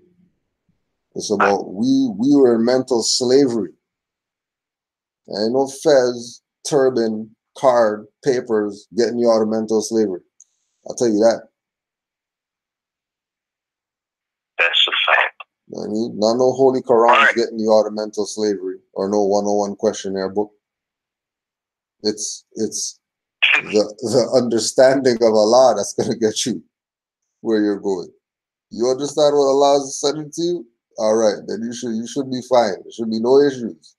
As soon as there's issues, you probably weren't listening to Allah. Yeah, that's a fact. I'm one of those. I'm guilty of that, because at first, when I came into the information, I thought it was only a civics. I thought it was mainly civics, but as I started going back through Novadraw Ali literature, I started realizing what his purpose was and why he was a prophet, and what his duty as a prophet was to us. You know what I'm saying? Because he came to save us from the wrath of Allah. Right. And that, what I'm saying, that was a divine thing, what I'm saying, because he said enforce the Constitution so you're unmolested, so that you can, you know, get to yourself. And I was guilty of that at first. Miz used to tell me all the time, look within, bro. Go within, bro. You know what I'm saying? I was trying to find every, you know, solution but within, you know, and I appreciate y'all for that. I do. You know what I'm saying? I appreciate Noble Drew Ali for that too. You know what I'm saying? And I like building with y'all, man. I keep doing what y'all doing. It's really helping the people. You know what I'm saying? And stay practical and stay truthful. You know, because that's the best thing that people can use at this point in time. You know what I'm saying? With so much confusion going on, the best thing that you could do is give somebody the truth. And just like Mid said, you know, if I don't know, I'm going to send you to, you know, the mothers who might have a better answer on that. You know what I'm saying? That's real right there. I respect that. I respect real. You know what I'm saying? And I appreciate y'all every time. Okay. Please, more. That was still a great question you asked, though. Definitely. Appreciate you. You know, Please, I had another comment. I can't remember right now, but Noble Drew Ali, man, he wrote the Divine Warning. I read that. You know what I'm saying? It does something to me. Let me know exactly what's going on and what we need to be doing. You know what I'm saying? And the Holy Quran also. You know what I'm saying? And I'm just now getting into the Red Book a little bit. I'm gonna keep studying. Studying, you know. No, again, it goes back to the same thing, that Moorish literature and all that's newspaper articles of the Moorish Guide. That's why if you check the Moorish literature, you see that a lot of the stuff is dated. Because it was I actually really got to that. Yeah, it was no, when you're talking about divine warning, that's part of the Moorish literature that they have as a booklet. Oh, that's what they came out of. That's I didn't even know that. That's what that came out. So, you know, as literature that was presented by Noble Drew Ali, you know, what you're saying you got out of it when you read that, all the articles in there are just like that. Like that same vibration, just in a different way. You know, but relaying that same, it's a more the other ones, because I think that's one of the biggest ones, one of the biggest articles. There's also Moorish Leaders Historical Message, which is another fairly long one. But okay, well, you know what? My pardon. Yeah, go ahead, man. So I can find that company. Well, you can go to RV Bay Publications to get that. You can go to msta9.com to get that. They might have it online. You know what I mean? Point being that it's all public records info. You know, it costs something to print the book, so you're gonna pay for something. You know what I mean? Right. But it's not gonna be no 800 or no, nothing crazy. And you're getting from Noble Drew Ali. You know, because you know people are gonna say whatever. You know what I mean? They don't know. They always question Noble Drew Ali stuff, but they never question anybody else. Is their stuff real? Or did they plagiarize somebody or whatever? They always got something to say about Noble Drew Ali, which lets us know how important what he brought is. Forget what anybody else is talking about. So when we go to the literature, that's him directly talking to you. in this day and age, you know, and it's for you to take what it is that he gave you and recalibrate it to this time and use it because it's applicable. And it doesn't matter what anybody thinks or believes or assumes or whatever about it, because once you start exercising that you're a Moor and you see how life is way different being a Moor, then you'll stay on the path and you'll meet other Moors who are on the same frequency, and you know you'll grow and realize that this is really not about some cards and papers and all that. You know, this is about getting ourselves out of mental slavery, using the correct tools, making sure that we have libraries so we can study. And keeping the prophet up front, because he already paved the way. You know, and keeping him up front is, you know, living by his word. Keeping him up front is doing what it is that he said to do as Moors. You know, like there's a little nuanced stuff that people try to play like that's a big deal or whatever. You know what I mean? You know, a Moor might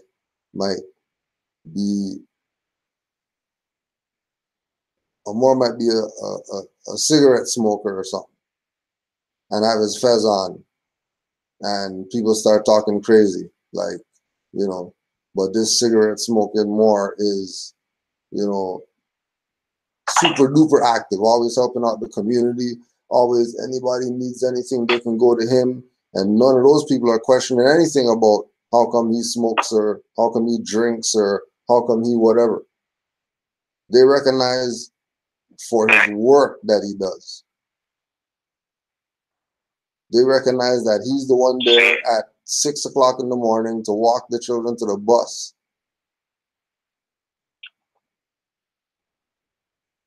Right? You know, so the more of his message you get, the more you realize how much it's really about self. You're the 7 inside the 4 quadrants on the cover of the Quran. Absolutely. You're the being that has raised up the 7 steps, you know, or captured the 7 crystals or whatever you wanna, however you wanna call it, and you've reached that place of enlightenment, where it doesn't stop there. There's more enlightenment to get, but you're at that place where everything is in harmony. You know what I mean? Demons don't even want to even be around you. They're not even about to try anything, because you're in equilibrium with yourself.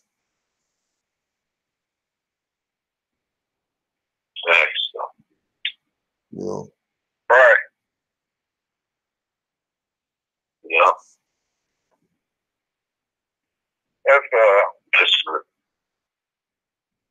good, man. I appreciate y'all listening. You know what I'm saying? Allowing me to speak and get all my comments out. And I appreciate y'all listening and giving me the chance to just speak and speak my piece, so we can conversate as adults, as Moors. You know what I'm saying? And love and truth, peace, freedom, and justice. You know what I'm saying? So I appreciate y'all for that. I ain't gonna take too much time. I yield the floor now. Islam. Indeed. Peace and love. Islam, Lord. Peace, bro. All right. Hey, cool, y'all. I gotta put this on the floor. I want to say thanks to everybody who called in, and we're gonna get you all who have first. I promise you that we're gonna get to you. But I gotta say this because you just mentioned about people judging, you know, the Moor who's a cigarette smoker, or the Moor who might take bark shots, or You know what I mean? Get their drink on or whatever. I seen something the other day. It says 100% of non-smokers die. What? 100% of non-smokers die, and it was one of those logic things. You know what I'm saying? Whereas you don't let somebody else's habits or anything be the reason why you pass judgment on them, right? Because this is what was on my mind when I saw that statement, right? Say 100% of non-smokers die. I was taught, this is what I was taught, you know what I mean? That through the honor of your mothers and fathers, your days will be lengthened upon the earth. So what about the cigarette smoker who is 70-something right now, been smoking since they was 15 and they have pure tobacco back? So, you know what I'm saying? Pure tobacco. Like you light up a Newport and they like, yo, that shit stink. You know what I mean? Like, don't, nah. You know what I mean? They were pure, no chemical additives, tobacco smoke. I'm not judging the Newport smokers. Don't get me wrong.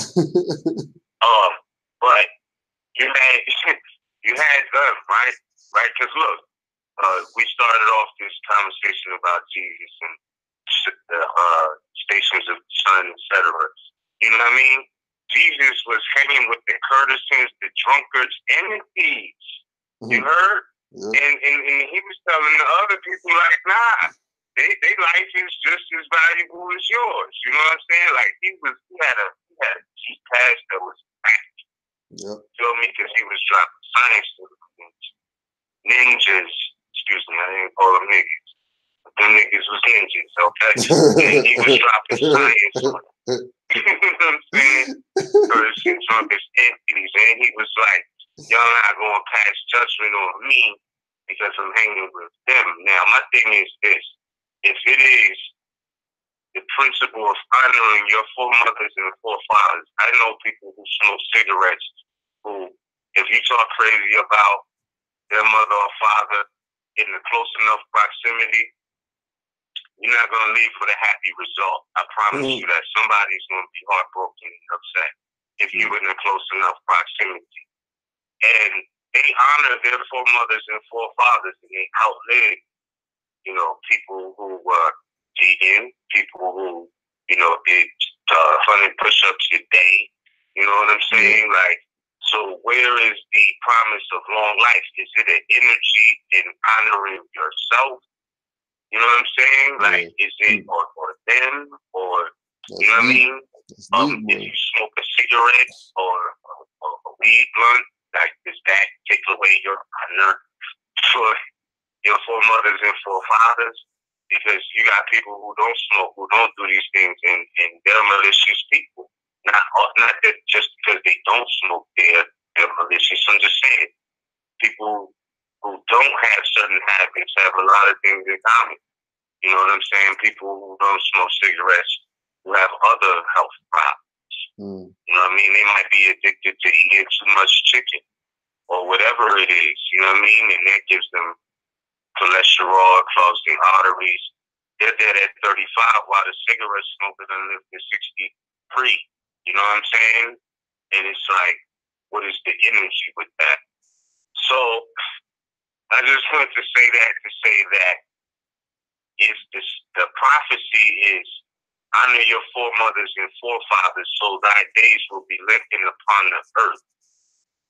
What does that have to do with your habits?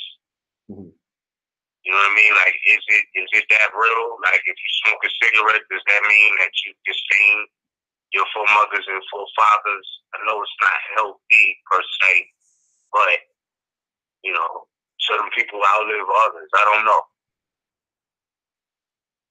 You know what I mean? Just some food for thought. Yeah. But again, we still have some callers left, bro. That was just some things I was thinking about. You know what I mean? Because I see, when I go into certain museums, you know what I mean? Like, so-called Native American Museum, right? Now, we already pointed out earlier how who they call Indians in the painting series of those people who were alive in those times to capture that image. We're talking about before the camera was available like that. You know, they had to have skill to capture an image. It was artistry, right? Mm. But, you know, these were things that they used to identify them. But when you look at it from that perspective, it's like all of that. I definitely lost my thought. I had like 3 thoughts hitting me at once, bro. But yeah, oh no, what I was saying was this, my fault. I think it's because I was thinking about this. When I go to these Native American museums, right, and how we pointed out earlier that Osceola was dark-skinned, but they paint him as light-skinned, right? When I go to these museums and when I went,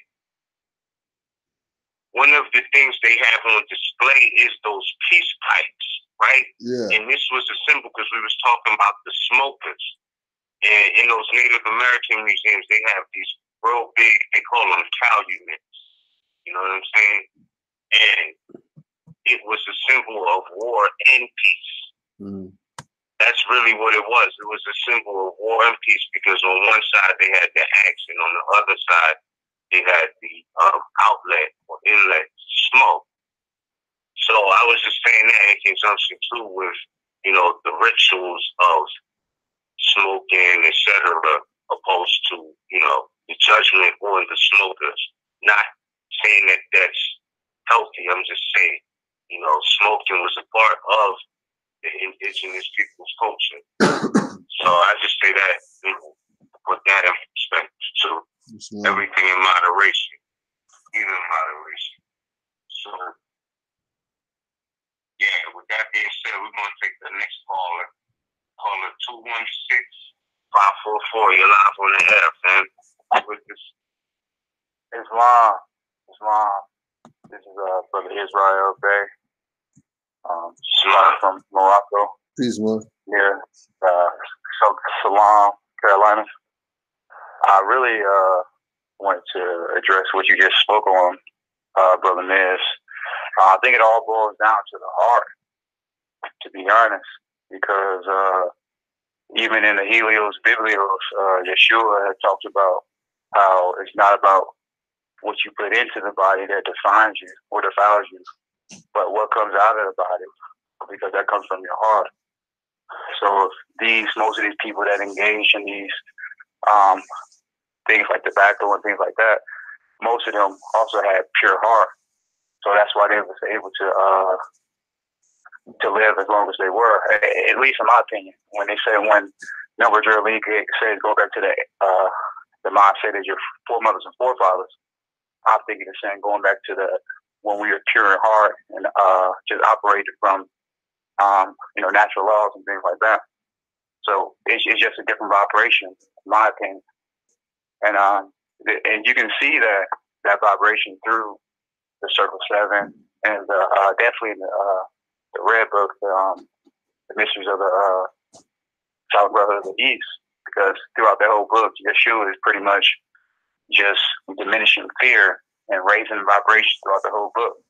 Yeah, after reading that, I was actually able to be myself, go into this, so-called courtroom, keep my turban on, even when they constantly say take off, headgear and looking at you, but it's not headgear, so you don't have to take it off. You know what I mean? But and staying on my square and get my case dismissed, just from different, teachings and degrees from these different books and things. That's all I really wanted to say. I didn't want to be too long-winded, but I appreciate all the work that y'all do and everything that y'all are addressing tonight as well. And with that, I yield. Islam Moor. Give thanks for that. Indeed. Peace, Moor. Indeed. Well, that being said, we're going to go to our next caller. Right. Caller, hold up. Oh, yeah. Caller 415 573. You're live on the air. It's wild, man. It's wild. Yeah, man. I got it through. I done got through, huh? I tapped in earlier. I don't know why the numbers I was getting, I wasn't able to reach through, but I looked online and I called this 425 number and I tapped in, man. It's Rock Bay. Just wanted to send out my gratitude, my energies, and say what's up to my peoples. And I'm thankful for the Sons of Allah and here in the Khalifa territory right now. And yeah, man, I'm glad for the chat. I love building with Moors. I love building. That's what I'm about. And how's a journey for me, but I'm grateful. What's up? No, I was gonna ask you, how's Moor's weather out there? Because we're up north, we need something. Oh man, it's you know, the weather. It's the sun is shining. It was a good day today, but it wasn't. It was raining. It was raining last week. It's been California time. It's good though. It's not really too bad. Give thanks. You know. Give thanks. You know. But definitely, man. Shit, I wanted to tap in about what the other brother said earlier, as far as everybody having their different angles and things of that nature. Like, it's important to be aware that we all have our different angles. Us, because what do we know? The Earth continues to rotate. Each second is a different angle that people are born into and come through the portal that the mother that they come through. Each time that people come through different angles of light. And also, we know that I'm sorry, I'm not trying to lose my train of thought, but right now I'm like, I'm not trying to lose my train of thought. I'm sorry. So I'm going to take your time, bro. But you know, the world is always rotating, and damn, I had something the brother was saying. Oh man, it was from the first brother was saying. But yeah, man, glad y'all out here, man. Glad y'all out here as well, man. Shit, we all gotta stay connected, you know. Like, one thing I do is I study myself, you know, and I learn from studying other people. And like the Prophet, we know that he went to ancient mystery schools across overseas. So what does that mean? His teachings come from lessons that surpass thousands of years of information and withstood the test of time. And still to this day, one of the most important lessons is what? To know thyself. And we study other governments around the world. We see that other governments don't just work because one person said, hey, this is how it goes. Governments prosper because everybody holds their own corner of the puzzle. Like, the doctors are good at this, and the generals are good doing this, and the politicians, blah, blah, blah, all the bullshit. But as a nation, we all got to learn how to hold our own and be able to stand as our own pillars for us to really grow in this together. And that's one thing I think I know is possible, just based on a demonstration from what I see from growing up in life. You know, I don't feel really anything can stop a true Moor. You know, me on my own square, I've been through a lot, and I'm still standing. And I don't think there's anything that can really be done, but you know, self-government is first. Not just self is first. with the mental. That's right. Yep. Yeah, man. One thing I don't do is try to step on other people's toes. I'm not the type of be, hey man, let's we gotta watch this guy because this guy is blah. Man, who told you some old square ass shit like that, man? Hey, if you're not willing to be a Moor and stand on your square face to face, then what are you doing? Like all the trolling, that stuff got to end too. That's some crazy. I don't know who really put the trolling, but that's really not even cool to respond to all the time. Like sometimes we got to know as Moors that on your platform, you got a certain vibration that you need to remain on too. You know? And I respect it though, sons of Allah. I'm glad people continue to build it, man. I'm glad it ain't no stopping. Oh yeah, yeah. Peace, brethren, indeed.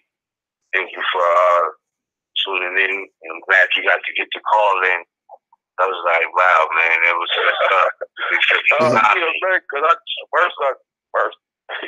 I didn't know it was gonna be online. I didn't know what to really expect. Cause like I seen it on RV Bay like last week. I was always on RV Bay, but I never really paid attention to the blog talk thing because I be skeptical about who I take information from. You know, it's not a lot of different energies and a lot of different people out there. I feel like a lot of different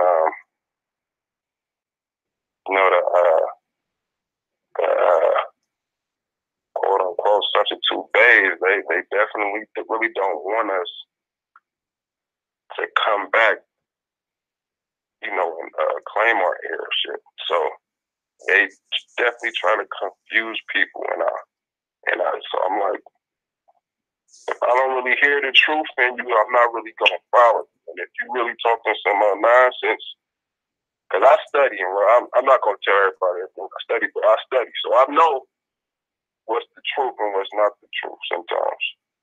Not all the time, but most of the time. And well, that's what's up, yo. We definitely. I can't. Right. Okay, I'm just saying. Okay, I don't follow everybody, but some people I pay attention. Well, yeah, this is the thing, though, Brother Rock Bay. This is the thing. You know what I mean? You're not supposed to. You're not supposed to follow nobody. And I think that that's a word that has been it's definitely one of those words online, you know, followers, blah blah blah. That's how I'm using it in that aspect. I'm not using it as a follower. You know, I hold my own. You feel me? Nah. The reason I say that is because people be like, oh, you know, Moorish leaders are asleep at the wheel. Like, nah. You know what I'm saying? Like, no, we here. That's really not just they don't want to acknowledge us. Any true Moorish leader, quote unquote, will tell you that you ain't supposed to be a follower forever. You know what I'm saying? They would tell you that your salvation is within. Now, Noble Ali wrote and left lessons on followers and leaders. It's wrong. I've heard some elders say that. I've heard that. It's weird. The elder puts you in a proper position to carry on the legacy. You know. Yeah. It's a proverb that says, we are only here, that the children are the inheritors of nature. I can't remember the exact saying, but we are only here to give it to the children. You know, we're not here to just us. We're here to have our fun, but at the end of the day, we gotta continue this process. Yeah. In my opinion, it is my perspective. Absolutely. Ms. Ryan L, how you say your name? Your appellation? Yeah, you said it correct, bro. It's not. Over Rock Bay, bro, we definitely appreciate you. Hey, man, yeah, that's. I appreciate your phone call energy, bro. Yeah, just so you know, for the record, what they said, it never really costs anybody anything to call into this line. Right? This aspect. Oh no, it don't cost, but I don't know. Metro got some things. I don't got the right calling plan or something. I don't know. But the other numbers, this 425 number work. But they said I gotta have a different calling plan. I try to keep my cell phone minimum. I don't need it to do all the extra. Just use it to call, text, and whatever else I'm trying to do, but not all the extra planning. 15 gigabytes, I don't need all that shit. No doubt. Yeah. Hey, I want to ask you a question, right? Because you said you in Cali, right? Well, so-called Cali. Yeah. Hey, man.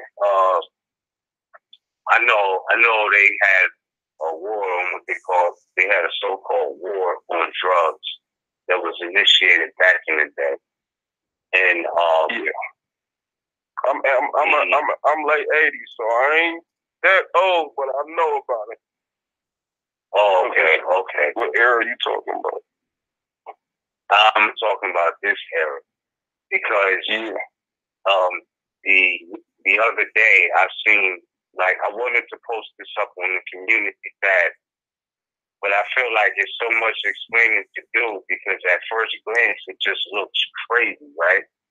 I'm walking on my path and I'm by the Greyhound terminal, bus terminal, and I seen a melanated man.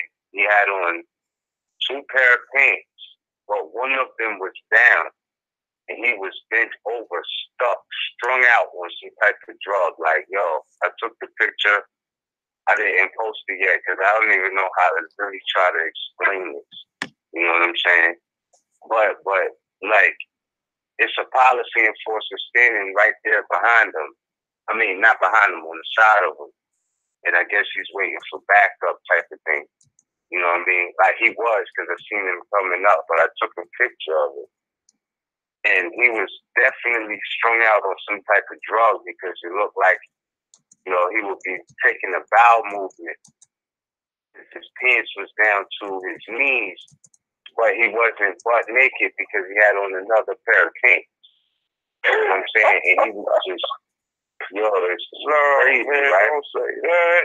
Don't say that. You know, it's like that. You feel me? And he's just stuck.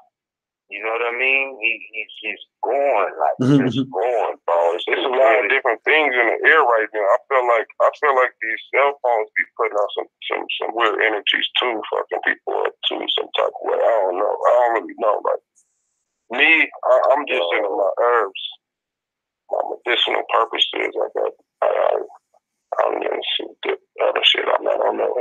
Clean, I heard, I don't really know about it. Not really right. I'm into, you know, people got the bricks or however that shit is. And I feel you.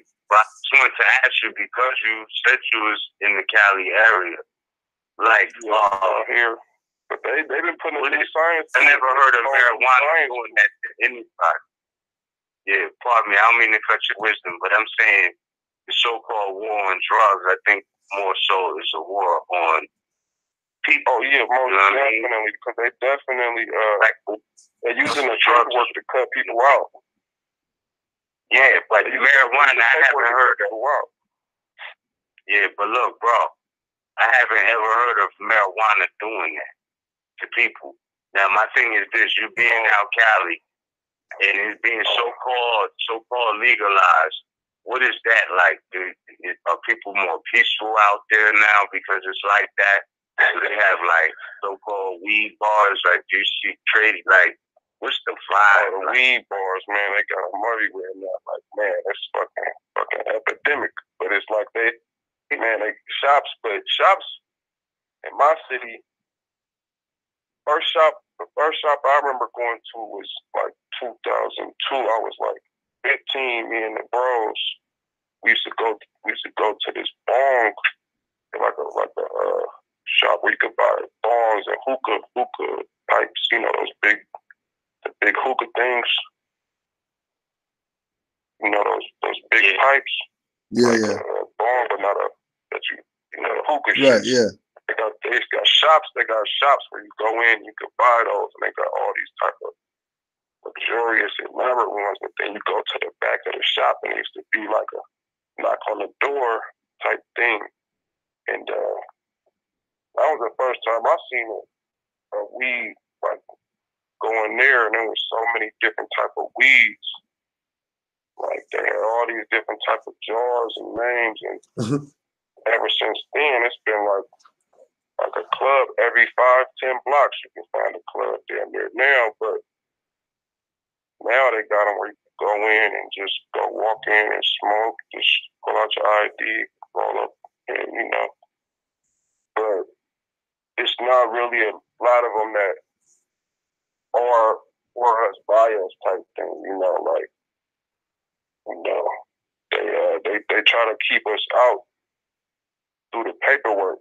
That's why it's important to do like the prophet said and learn how to navigate through the system, in all ways, because they use the paperwork to keep us out. And they got like a lot of different loopholes. Like you can't, only a certain amount of new clubs can be open now every year. So where it's like, and then it's like, and then it's like, who can open up the clubs now? So now it's the control on who can open up a club. Because quote unquote, only like 10 clubs can be opened in a certain city or a certain zip code or however they do it. So now it's who's gonna be the first 10. So if I got more money than you, I'm gonna get into that 10 first, And tobacco and Marlboro and all these people trying to get involved in this shit too now. So yeah, man, it's only getting bigger over here. But at the end of the day, they don't really pick on you for no weed, but they definitely just, you gotta be on your shit. Yeah. Well, that's really cool, man. That's cool, bro. Indeed. So we have one more call. We got one more caller we gotta get to, and this is a Skyper. Skyper. Yo, shout out to Mad Mellow on the Solstice. I know he out there, he probably lit one. I ain't even mad at him, though. But your caller 111 Angel numbers. What's up, bro? This is Balance on the check-in. How y'all be? What's up, boy? All right. Well, man. That's what's up. I came in. I missed some of the early part of the show, but y'all been kicking it right, man. I like that. I want to ask y'all some questions pertaining to, you think most Moors out here is definitely having a library with a whole lot of other books that exhuming other nation? Yeah, that's a good read. Exhuming other nation. Yeah, exhuming other nation. That's fake. Bro. Yeah. I'm looking right at it right now. Like, I'm looking dead at that right I now. must got psyche abilities. That's why I threw it up. I must have see two things. I got psyche power. Tapped in. I'm looking at it right now, bro. Yeah, that's what I'm talking about. And now I want to ask you about this one, another one. And both of y'all could elaborate on this. What do you think about the Moors that are in the rap game right now? And I'm going to give you a name, Kevin Bates. I know you're familiar with that kid. What you think about that Moor that's in the rap game doing what he's doing? Because he did a video, he had the fez on. He had the fez on going around with the Mexican. My thing is this. Salute to him and all of that. But, you know what I mean? There's a lot of Moors in the quote-unquote rap game. You know what I mean? Because most of the oldest poets on the planet, period. You know what I mean? And that still runs through our DNA. So, shout out to him. But what about all the other Moors that was in the rap game? Like Nas. I mean, you got Nas, you know what I mean? J Electronica, you got Fujo, you got Pills. I mean, there's a lot of Moorish MCs. How about Nori? You know, Nori was doing his thing in the early days. But he ain't. But I'm saying though, we could break it down to the fact that how about all of them were Moors? Yeah. All of these lyricists are Moors. And then it went wrong. Something went wrong. Because if we're talking about lyricists and lyrics, you know, they have to be exposed to words and etymology and dictionary. Some of them not, you know what I mean? They just have the natural ability to rhyme. It tells you that. They don't got to like rock more. Mm-hmm. Yeah, you know what I'm saying? Like the history of the Moorish Empire in Europe would tell you that rhyming was one of the Moorish natural attributes, and people back then was amazed with the bars. You know what I'm saying? But I'm talking post-TV. You know what I mean? Post-TV era, you know, you have a lot of so-called rappers. You know, I acknowledge them as hip-hop artists or you know, lyricists or poets. But like I honestly say, you know, I respect all artists and everything like that. But when I think of me personally, and this is no disrespect at all, none disrespect at all. But when I think of like top 5 Moorish artists, like he's not in there for me. And I don't mean no disrespect by that, but he's just not. You know what I mean? But he's, I mean, I respect his artistry. I feel the same way you feel too. I feel it like that because I know it's a lot of them, they get sidetracked. And you know, whatever they trying to do on that platform, one thing I noticed, they don't never think about opening up a damn school. All that shit that they floss and talk about. You ever notice that? Yeah, well, this is what I'm saying. You got to keep this in mind too. You know what I mean? Because people don't understand. You know what I mean? It takes a lot to open up a school. I don't know what that man's bank account states or anything like that, but you know what I mean? To even try to do that, you gotta have at least LeBron James money. Like these rappers don't have LeBron James money. You feel me? LeBron James was to do that because he got How about this kid Jay? And who? No, the J kid, the one that, you know, outdid Jay-Z with Beyonce. Yeah, well, you know, this is where it gets fuzzy because they was in charge. Hold up. They honestly, they was in charge. Hold up, bruh. Hold on. I wanted to put this on the record because you asked me the question, and I just want to answer this. All right? I just want to say this. Whether they had the finance or not, they weren't the ones that was charged with being the ones who must have a school. You understand? Like, the Moorish Science Temple of America has the charge to must have a school. not Jay-Z, not Beyonce, not none of them.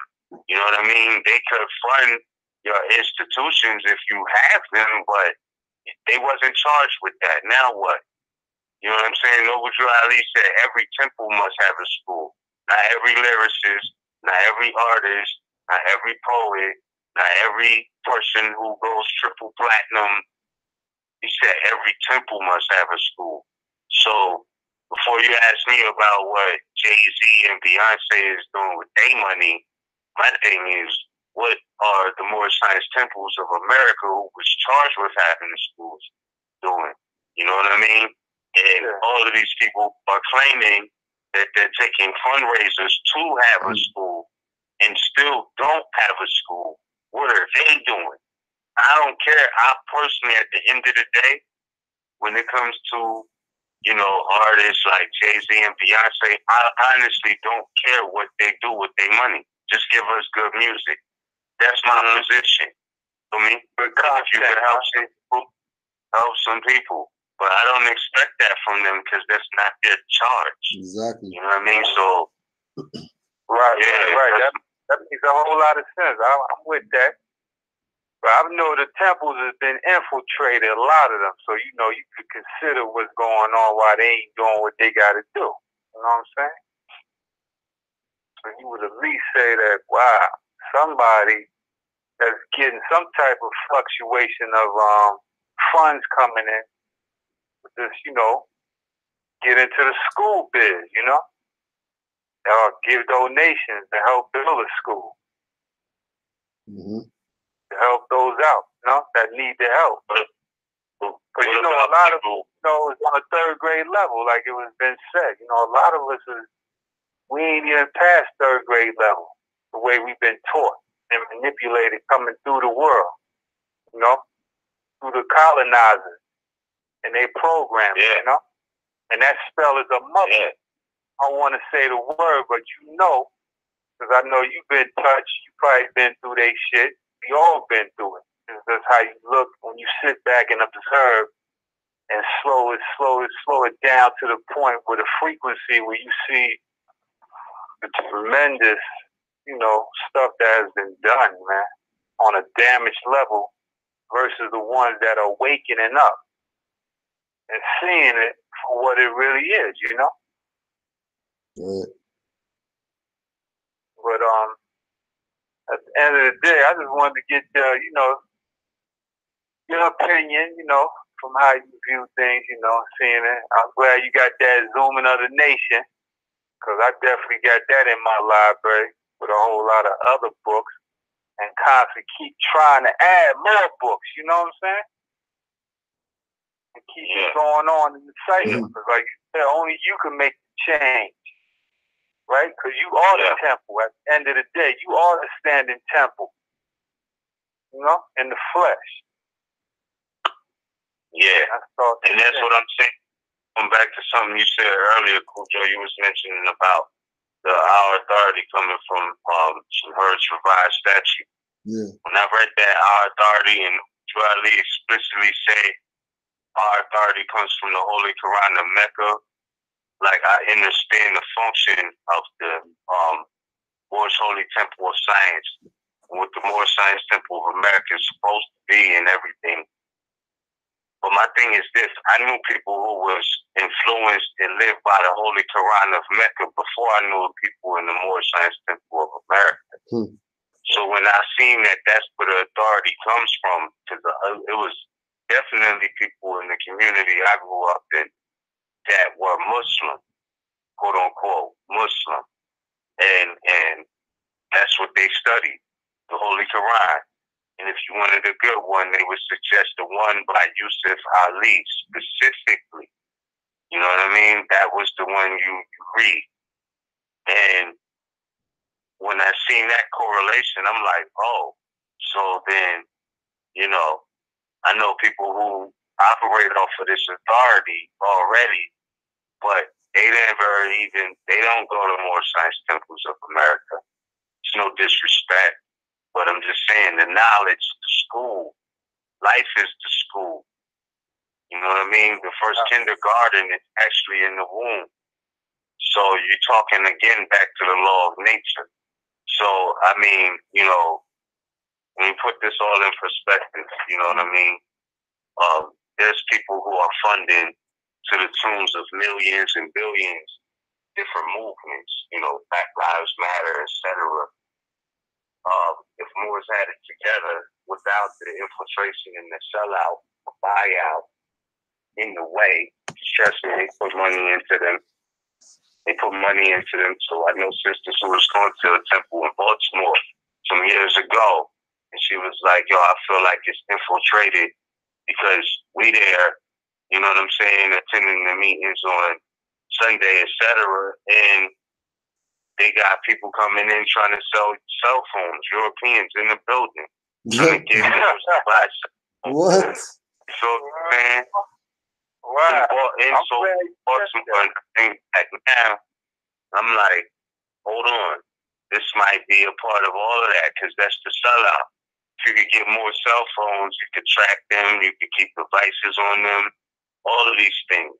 You know what I'm saying? So don't be surprised when you see people come from that environment with a contrary perspective and position.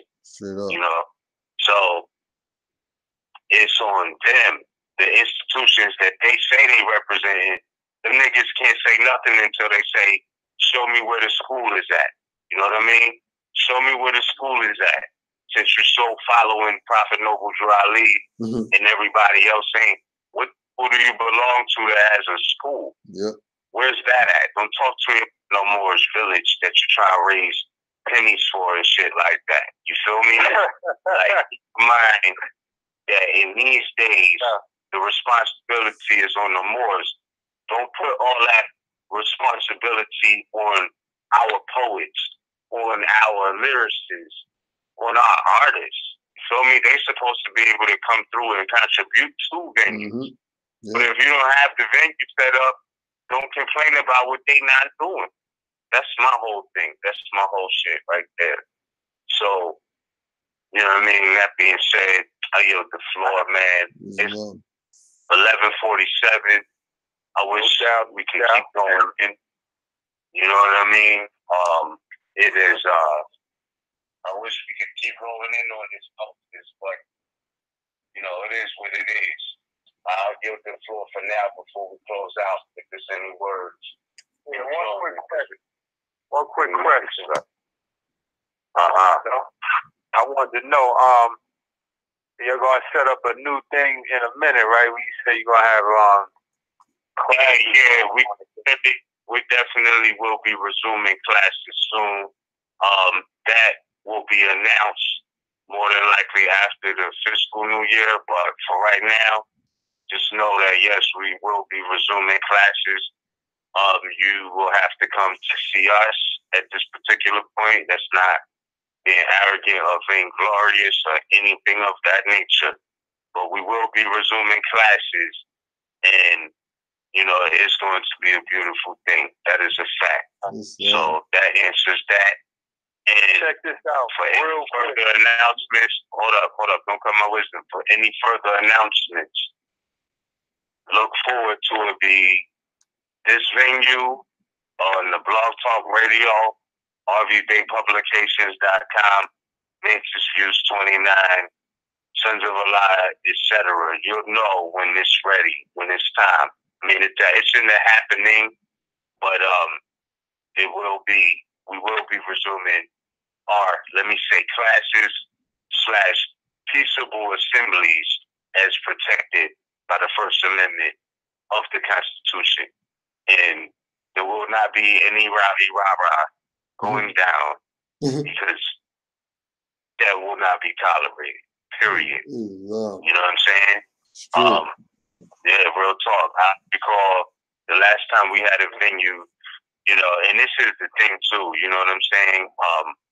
When you have a venue and you're responsible for that particular prophecy, you know what I'm saying? You can't, specifically if you're around other businesses, etc., you can't really tolerate the rah-rah stuff because it degrades and devalues the community. You know what I'm saying? People don't want to step out and go to a restaurant next door if, people's going to act like Negroes around the corner, etc. That's not going to be tolerated. That will not be tolerated. You'll be checked quick.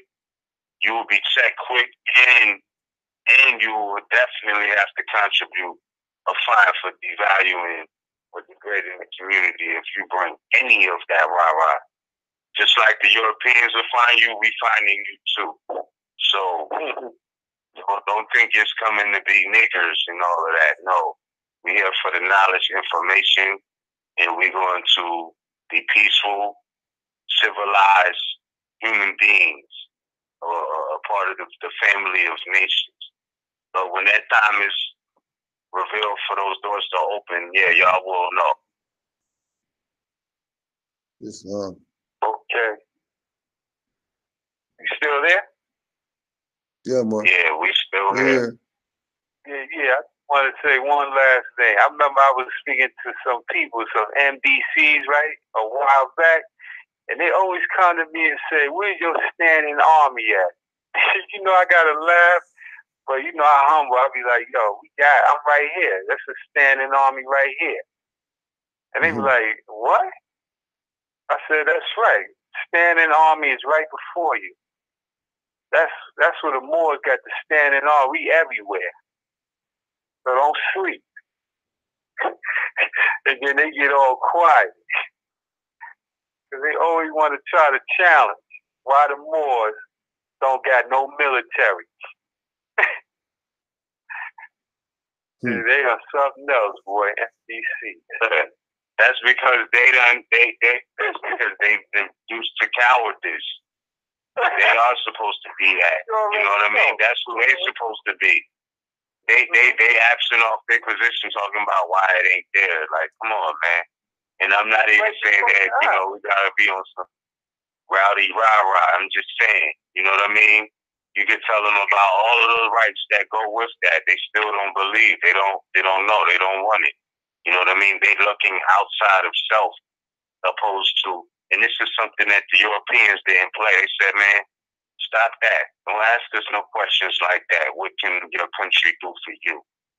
What can you do for your country? What can you do for your people? And if you can't do shit, stop complaining about what others can't do or ain't doing. Because you ain't doing shit. Because you can't do shit except for critique or try to critique the next person. Because you don't have nothing to do. That's usually the case with that. So my thing is, keep that in mind. Keep that in mind. That's really it. Yeah, you see the look on their face, man. When you see them, when you shut them down, when you say that, they can't say nothing, man. They just get dumbfounded. They get stuck like Chuck. You know what I'm saying? Yeah. Then you don't hear nothing no more from them. You don't even hear nothing. You run into them, they don't even want to say nothing to you. It's like they're afraid of themselves, man. Like you said, they cowards. Those cowards. I always tell them, go within. Why more ain't got this? Why Moors ain't got that? Because you keep speaking of yourself as external to Moors. Yeah, be the solution, man. You're absent-minded. That's what you call absent-minded. You keep looking at Moors or something. And that's what I'm saying. Our people are stuck in this minority state of not being able to contribute anything. Looking for everybody to contribute something to them. And this is they the keep problem. using the word black, man. I'm sick of that word, man. They use it like it's like a broken record. It's played out. Because they don't understand etymology. They don't know. I always tell them, go to etymology. Look in the etymology and find out where the root word originated from and what it meant. You know what I'm saying? Shuts them down the whole time. They don't never want to come back no more. Then they get an attitude. They don't even want to talk to you when they see you. You know? Something else, man. But on that note, I yield the floor, man. Had a good talk. Let's do it again. Let's do it again, man. Yeah, for sure. To all y'all. My good brethren, you know? You already know. Yeah. So, it's long. Real talk, bro. So with that being said, that's our last caller for the night. We appreciate everybody for tuning in, calling in.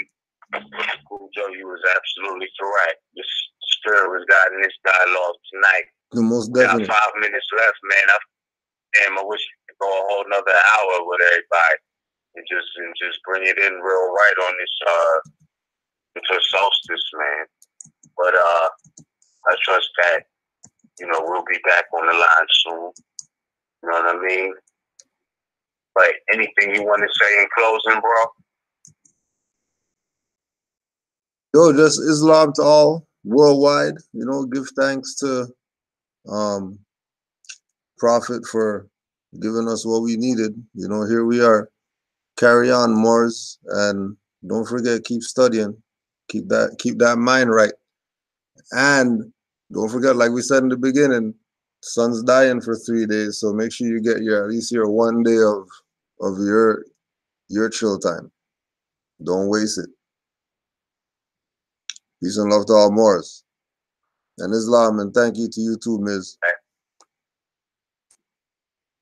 No doubt, brethren. No doubt. You already know. Acknowledgement to everybody in the chat. We will be back again. Happy Merry Winter Solstice, not Christmas, but Solstice. And we'll be back next month. We'll be back probably more than likely before then. I don't know, if I'm not mistaken, I think so-called Christmas Day falls on a Tuesday this year. I'm not sure. I believe so. Am I right about that? Let's think about that. Yeah, I believe so. Because it does. Yeah, it does, right? Thursday, Friday the 21st, and 2nd to 3rd. Yeah. I'm not sure. If I'm not on, it's only because my family is definitely having a gathering on that day. Yeah. And I'll probably just go celebrate with them that night. Yeah. But it might be I'll one of those. definitely be back on more consistent. Sure. Yeah, I'll be back on more consistent in 2019 Gregorian calendar year. Hey, Cujo, let me say this too before we go, right? Gifts of understanding of the treasures of Allah. I'm thankful, right? In this time of expansion, I posted that the other day, and being in a new situation, new environment, I said a couple of months ago, earlier this year, I was like, man, I want to take this man's Views 29 really serious and even elevate with the production of videos and all of that. I just thank Allah for my bro. Yo, I ended up in an environment where I have access to a green room now, bro. Oh, for real? You know what I'm saying? Yeah, bro. Yeah. A green room. So, like I said, this is expansion. Even if it's just a practice, you know me, I like to record real live footage. But, these are one of the gifts that the Creator has put right in my path. And anybody know what the green room is if you deal with film or recording and things like that. So, yo, bro, the universe is great. You know what I mean? Allah is great. Karma is real. So, things are playing out how they're supposed to, bro. And we'll definitely be back on. For sure.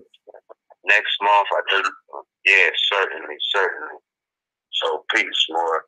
That being said, we got 1 minute left, and we peace everybody out. Or in. Merry Winter Solstice, Fiscal New Year, etc. All right? Peace. Peace. Indeed. Thank you for using Blog Talk Radio.